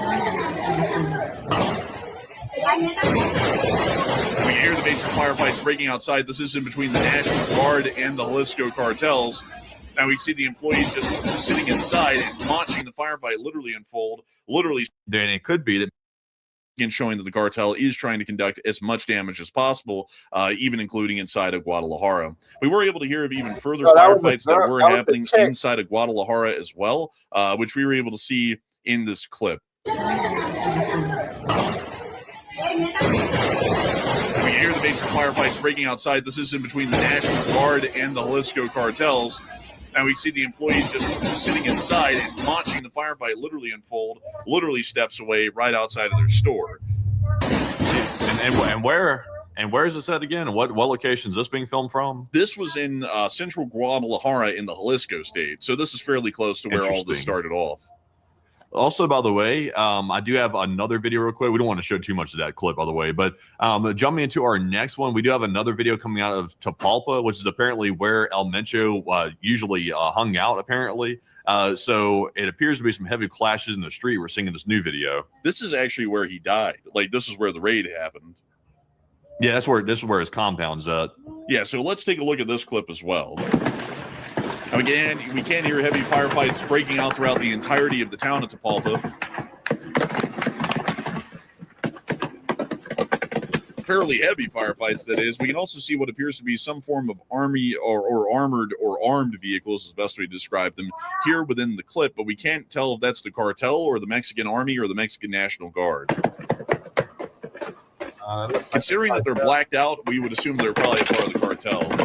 The heavy firefights are continuing. We can actually see a National Guard truck right here and a couple of members of the National Guard running to and fro from the truck. There's somebody racing by, too. I'm not going to lie. I think this is the one time that I get why they're racing by. Like in Russia, when there's just a fire, I'm like, why are they racing by? This is an active firefight. So I'm like, I kind of get why they're trying to race by. Oh, damn. There they go. Ooh. Is that an armored truck flying in? Let me see here.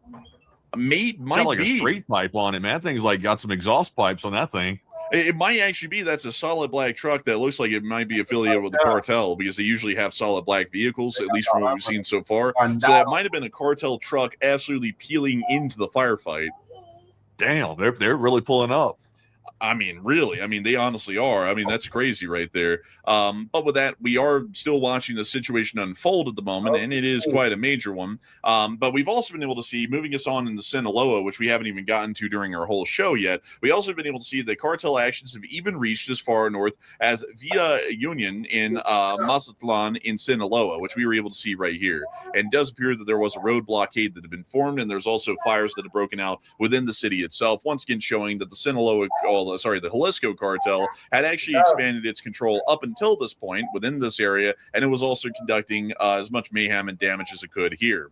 We have been able to hear some statements from the U.S. government in the meantime, including the Deputy Secretary of State, which it appeared that, let's see here. Actually, it doesn't appear that I have the statement from the Joint Deputy of State or the Deputy Secretary of State at the moment, but they did state that it was a good thing to see that this action had happened, but I don't really think they understood at the moment that statement was made, the kind of chaos that was soon to unfold in Mexico as a result of the actions that did unfold. We have also been so I got the statement from the Embassy of Mexico in the U.S. I just reposted that one. I'm trying to get the second one as well from here we go. I just got the second one. Let me grab this and put it at the very top. Let me go grab it real quick, because we have two official statements so far. We have not heard from the President of the United States about the situation. He's been pretty much silent about it. We have not heard from Marco Rubio about it. They've been oddly silent. So I would assume they're monitoring the situation, and they're probably waiting to see how this plays out before they come out making real statements about it. And so here's the official statement of the Embassy of Mexico in the United States of America. From Mexico, Secretariat of National Defense on the Mexican operation resulting in the death of El Mencho. Through Central Military Intelligence efforts alongside the Mexican National Intelligence Center and the Attorney General's Office, FEMDO, Special Forces of the Mexican Army planned and executed an operation in Tapalpa, Jalisco. Various aircraft from the Mexican Air Force and the Special Immediate Reaction Force of the Mexican National Guard participated in this operation to achieve the arrest of Ruben N., alias for El Mencho. During this operation, Mexican military personnel were attacked, and in defense, that's going to bring down a whole different situation on their heads. And if the Mexican forces combine with the U.S. forces, that probably actually will put the cartel in the back foot. So I think they'll try to avoid that. Obviously, the cartels are heated. They're very upset and very berserk right now. But I don't think they're going to let that cloud their judgment enough to actually tangle up with the United States military. That would probably be very unwise for them to do that. So we'll have to wait and see. But there is one more possibility, by the way. If the Mexican government starts feeling like they're getting overwhelmed, they could actually end up reaching out to the United States military for help. And if they do that, that could give the U.S. the foot in the door to end up going down there and starting a cartel operation. The U.S. has stated they wanted to do that, but generally Mexico said, no, we don't want that. Stay out of our country. So this could change that calculus quite a bit if the U.S. asks for help. And it definitely could change the calculus quite a bit, especially if the Mexican government appears to be in a struggle for their very existence. We could see that they actually begin to request for U.S. military support inside of Mexico, which would be offered because it would be a fairly similar situation to what we saw about 100 years ago during the Mexican Civil War, where we saw that Pancho Villa and his gang of bandits, which was incredibly similar at that time to the cartels that exist today, were generally marauding the U.S. borders during that period. And we saw that the U.S. Army was actually deployed in limited form along the U.S. border and into Mexico, not that far in, but kind of into the border regions to an extent, to be able to try and hunt down Pancho Villa and his gang of bandits and kill him. We ended up not getting Pancho Villa, but we ended up getting some of his right-hand men and also some of his higher-ups, which was good enough for us, and it generally got Pancho Villa to back off. But it does seem that this situation is still running quite wildly out of control. And to even bring out something that's a little bit shocking in its own right, this is a place that Matthew and me have actually been to once in our lives, is the area of the island of Cozumel. On Cozumel, there's the city of San Miguel de Cozumel, which is the major city of Cozumel, and it generally is a tourist hub for tourists that are traveling to Mexico via cruise ships. You can actually see two of those cruise ships moored right out here at the cruise ship pier, which I believe has actually been extended at least recently. But nevertheless, it does appear that even within this area, some form of arson had been conducted against storefronts within the area of the city of Cozumel, which we were able to see in this clip right here, showing smoke billowing through the area of the central area of the city and fires that had broken out in some of the stores along the island of Cozumel. It does appear that the fire department was able to respond, meaning that this might have been an isolated arson attack that was seen within the area in response to the death of El Mencho, but it doesn't suggest that there's any heavy activity by the Jalisco cartel on the island of Cozumel. Cozumel is generally heavily policed, is the best way to say it. There's very little cartel activity on this island, usually, unless we're talking about like the southern end of the island down here. There is some cartel activity around this area, but most of the time, there isn't really any cartel activity on the island of Cozumel because the U.S. companies that run the cruise ships are heavily involved in the operations of this island. And so they made sure to get the Mexican government in and put in a little bit of elbow grease to make sure that nobody could really operate heavily on the island of Cozumel. So a little bit interesting of a development to see, but once again, showing the reach in which the cartels have at the moment in that area.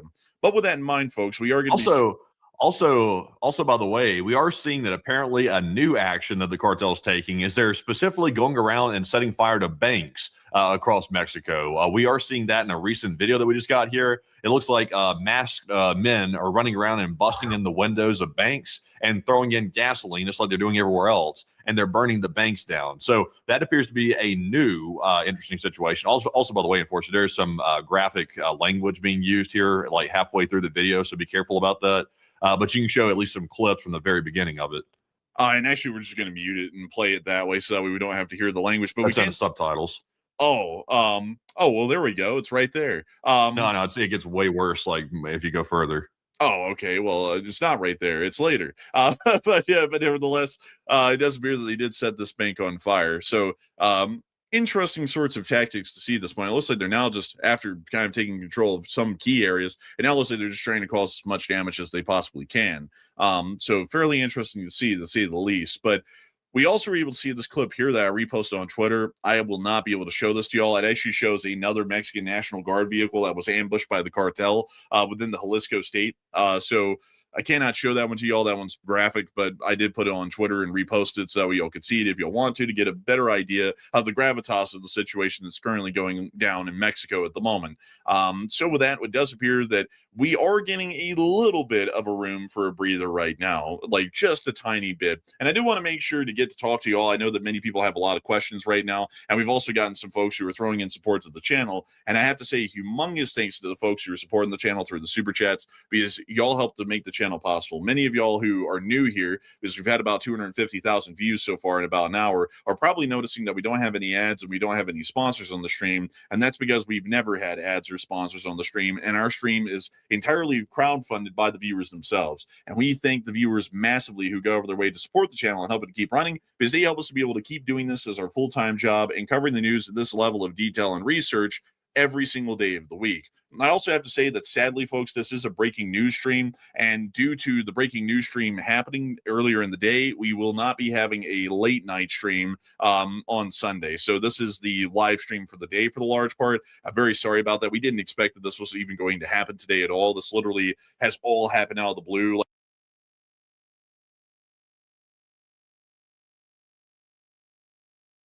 I mean, I feel like the world's shocked.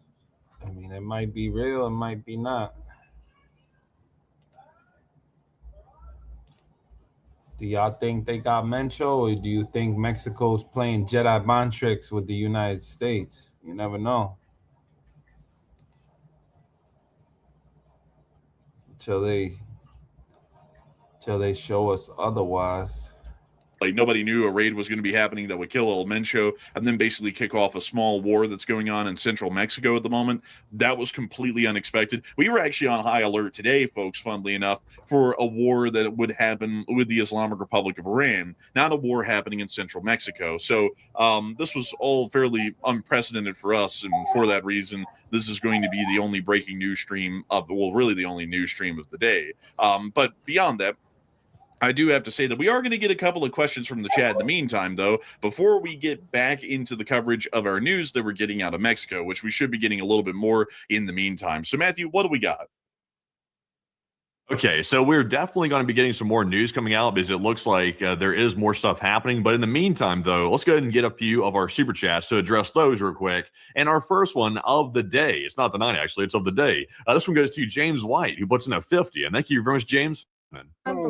We see them hopping out of the vehicle. And we're going to mute that because it appears there's music. Yes, that is correct. There is music. And we see them here walking up to the car and apparently speaking to the driver and inspecting the vehicle for anything that might be considered illegal contraband or possibly anyone who might be involved in cartel activities. We can also see one of them right here as well talking to the passenger. And it appears they might actually be telling them to step out. Yeah, it actually appears they're ordering them to step out of the vehicle so they can inspect it.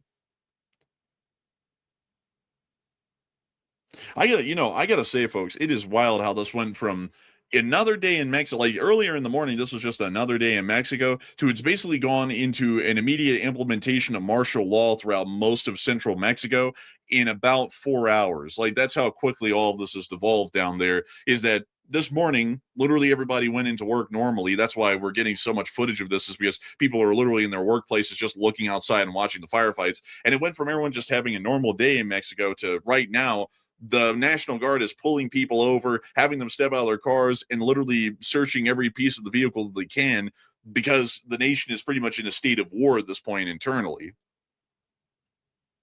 Also, by the way, we have gotten a statement from the president of Mexico, actually. Believe it or not, we actually have a statement. I just reposted it right now.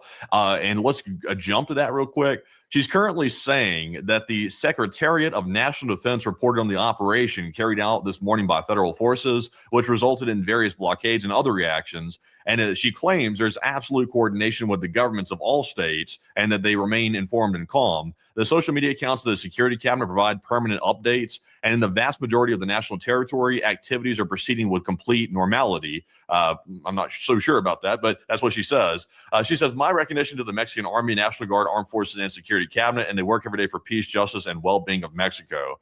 So one thing I've noticed, it kind of plays into her statement a little bit. The Mexican government appears to be taking a approach of claiming that everything's just fine, when generally speaking, it's still highly out of control. So I like, once again, it seems like they're kind of on the back foot. They're trying to claim that things are okay, but it's just, we're seeing the footage is not okay. In fact, it's still escalating. So, Enforcer, what say you? I would say that it appears the Mexican government is trying to make sure that the public remains calm, although the situation is really bad in central Mexico at the moment. And we could understand that at the moment, just from the amount of Mexican army here that came out from a while ago, that's showing apparently the Mexican military bouncing around in some armored personnel carrier. I'm not sure if they know how to use it or not. Let me repost this real quick. Also, we cannot show this whole video. We can only show like images from it, but you can show like maybe like 2 seconds to show the guys bouncing around this carrier right here. I'm not sure if they know what they're doing.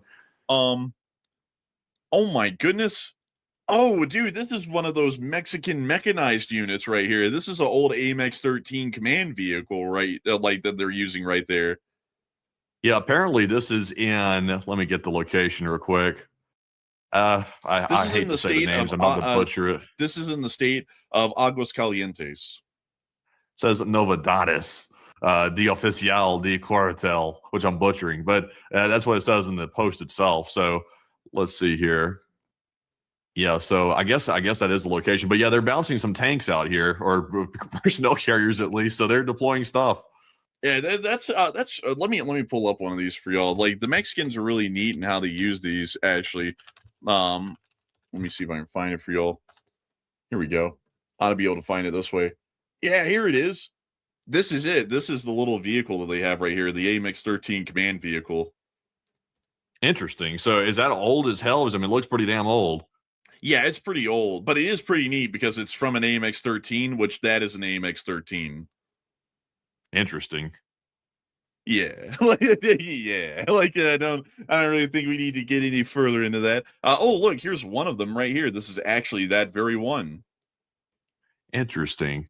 I feel like the largest supplier of equipment, or at least the largest favored like brand of equipment, seems to be Ford in Mexico. It looks like Ford. You know, all the other countries have different manufacturers. Like, you know, Ukraine loves a whole bunch of like U.S. made missiles and stuff like that. It seems like Mexico, they love Ford pickup trucks. It's like the complete opposite. In the Middle East, you got Toyota pickup trucks. They're all over the place. Like nothing beats a Hilux.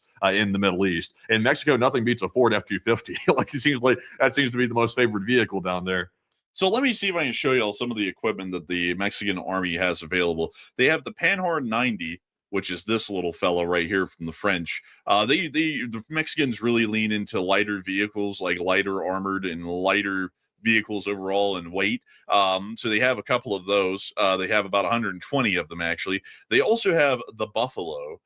This thing is absolutely insane, and I'll try and explain to y'all what this thing is. This is a BRDM2 a reconnaissance vehicle. I mean, I'm not gonna lie, like the Mexican army is pretty jank, but it's also pretty cool for that reason. But this is the main hull of the vehicle right here. There's that, and then they took the gun off of an let's see, Army M8 let's see, M8A1. Let me see if I can find this for y'all.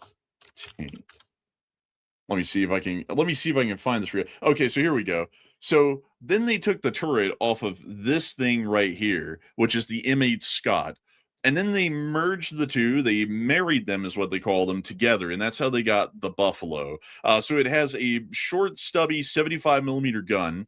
This thing is basically just used to blast through a wall of whoever's inside of Mexico that they want to get to. So it's a turreted BRDM2 using a World War II era turret and a 1960s era Soviet reconnaissance vehicle.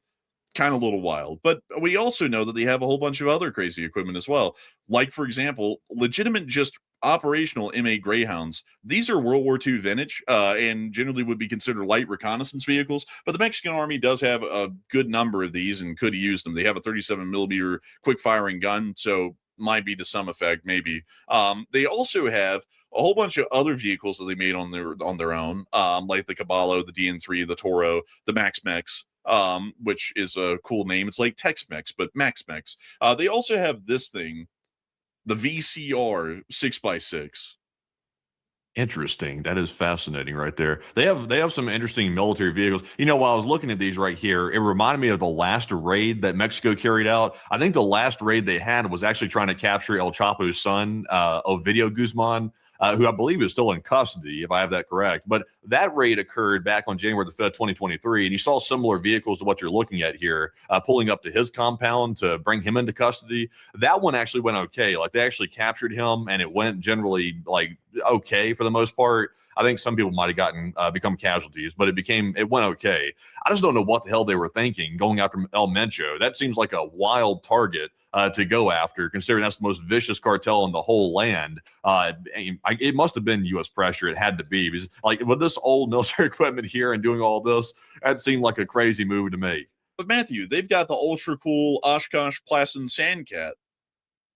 Man, I tell you, they're really in good shape with this one. I mean, that actually does look pretty cool. Then they also have a whole bunch of Humvees. They have about 6,000 of these. And then they have some infantry transport vehicles. And, oh boy, everyone, it's time. Chevrolet Silverados, Ford F-150s, Dodge Rams, Yamaha Rhinos, and also a Chevrolet Cheyenne. So they've got it all. I mean, they've really got it all. I mean, if you're a truck lover and you want to say, I want to get in an army, but I want to drive a pickup, don't worry. The Mexican government's got you in hand. They have every variant, basically, of any truck anyone would drive, a Silverado or an F-Series. Nobody drives Rams. They also have a lot of supply trucks. They have the M520 Goer, which is the GOAT. They also have Freightliner trucks, literally just civilian ones. They also have M35s from back in the Nam era. They also have the Dinas, which are basically buses. They also have the L Series Mercedes-Benz, the Chevrolet Kodiaks, and also more Freightliner trucks that have a whole bunch of intelligence equipment in them. Then they have a whole bunch of nice rifles too. They have the FNP90, the MP5, some M4 carbines. They even have HK33s, which are pretty neat. They have the FX05, which is an indigenously designed Mexican assault rifle. Let me show you all one of these. There it is. That's what it kind of looks like. It's based off of the G36, from what I understand. But we also see that they have the G3 as well. Then they also have, let me see here. Let me see if I can move you all onto some artillery. They have some artillery, widely and entirely varied variety of them with different calibers. They have some anti-armor weapons as well. And let me move you all over to the Mexican Air Force to get you all an idea of their air equipment. So let me see here. It should be on this page. It should be on this page. Here we go. So they have 8 Northrop F5s. These are bought from the United States. They also have 63 PC-7s. 30 of these are used for training. The other 33 are for combat purposes. And a lot of y'all be like, well, what the hell would this thing do in combat? It can drop bombs, actually. So that is something that it can do as ground support. They also have 2 Beech King Airs, Beechcraft King Airs. They also have 2 Cessna Citations. Then they have a whole bunch of transport aircraft, generally just to move folks around. Decent amount of helicopters, particularly the Bell 206 and the Bell 407 varieties, which are basically like your news helicopters. Then they have some Blackhawks. Yeah, also, by the way, to get us back to some live news happening right this second, we're currently seeing another video coming out, by the way, of apparently on the outskirts of Jalisco, however people are saying it in the comments here. But it looks like there's currently some more fires and arsons taking place out here that we can see, which is pretty much expected. The whole city appears to be on.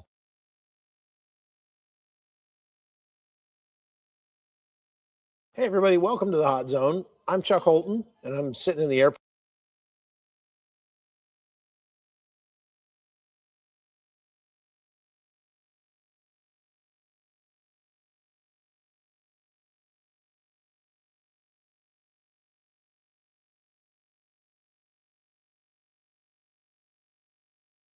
The data, there's too much of it. That's okay. SASVIA builds models and makes decisions, so you don't have to freak out. But we like freaking out. We're getting so much done! From data to ta-da, SASVIA. Cars and buildings were torched in Mexico's Jalisco province following the killing of drug lord Nemesio Oseguera, commonly known as El Mencho, in a military operation. That's according to government sources familiar with the operation who spoke to Reuters on Sunday. Mexico's defense ministry said a shootout left Oseguera seriously injured and he died during an air transfer to Mexico City. Oseguera, an ex-police officer, was the leader of the powerful Jalisco New Generation cartel. The Mexican government has been cracking down on local drug cartels after a pressure campaign from the Trump administration, including threats to intervene directly. The Mexican embassy in Washington said on Sunday that the U.S. provided information for the operation. Security forces conducted aerial surveillance on Sunday after the operation set off a wave of violence. Videos and pictures on social media showed vehicles ablaze, sending dark smoke into the sky. Mexican media outlets reported torched cars and gunmen blocking highways in more than half a dozen states across the country. Air Canada said it was temporarily suspending operations in Mexico's Puerto Vallarta. United Airlines and American Airlines said they were also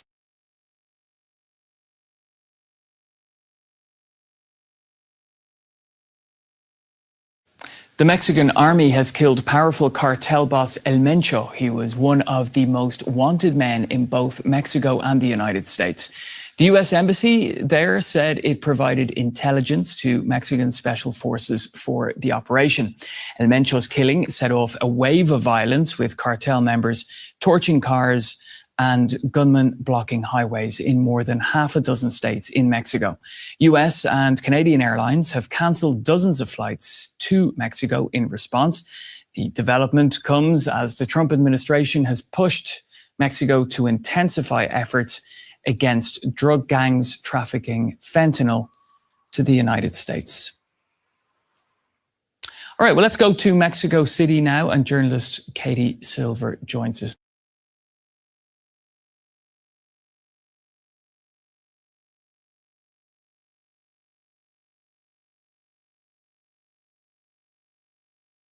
Salud mi gente, what's coming through once again. Before we continue with this video, do not forget to hit the like, subscribe to the channel. For those who've been showing love and support, I do highly appreciate every single one of you guys. Now, with the news of what happened to Mencho, I'm pretty sure a lot of people are wondering or are asking themselves, what happened? How did he become unalive, right? So just right now, it was released what actually happened, how this individual actually passed away. Now, one thing I would like to point out is that I believe like 3 weeks ago, there was a picture going around on social media, and it was basically Navy SEALs with the whole gear, with the whole rifles, coming out of the ocean. It seemed like they dropped from a helicopter, went through the ocean, and they're walking on the beach. And basically, with that picture, people were wondering, hold on, is Mexico being invaded right now? And for me, it was kind of suspect. Like, why would they at least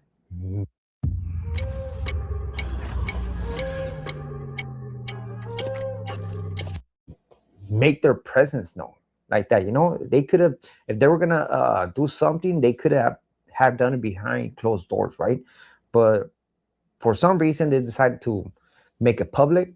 And basically, what Mexico was saying is that the Navy SEAL came to train with the elite team, the military team from Mexico, right?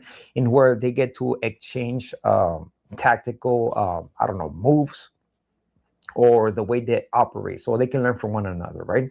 It is known that different countries do this type of training, and apparently it just happened in Mexico. Now, it's not confirmed or it's denied that SEAL team was involved in this operation. Who knows, right? Who knows? But what I can tell you is that they were here in Mexico, and there's a picture that was going on around. What it is confirmed, though, is that the U.S. had something to do with this. They helped them with the location of El Mencho, and now if they were involved as in U.S. soldiers, this operation, we don't know. They're not saying nothing, but if I had to guess, yes. I have to guess yes, right? Now, it got to this house, they got it on the air, straight up, man, until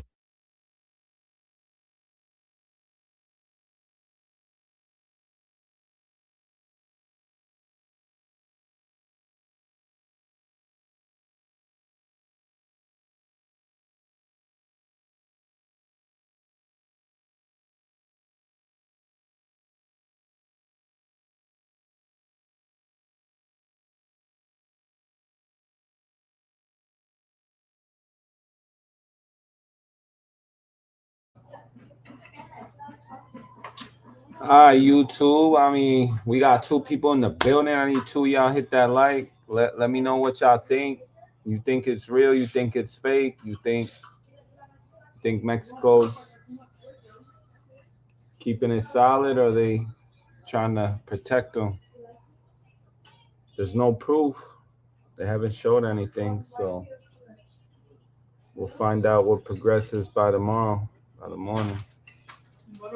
But it's GT doing the Power Outfit 2026 right here on YouTube via StreamYard. Life's what you make it. You just got to accept your life for yourself.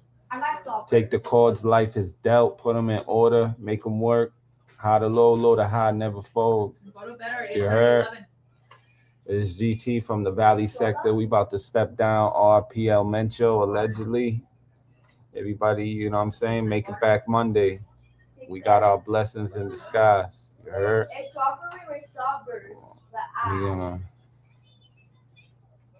We'll be back, y'all. Y'all stay tuned. Appreciate for the ones that stopped through. Shout out Scarface Gambles hitting the link tonight. That was big. That was ill. Y'all stay blessed, nothing less.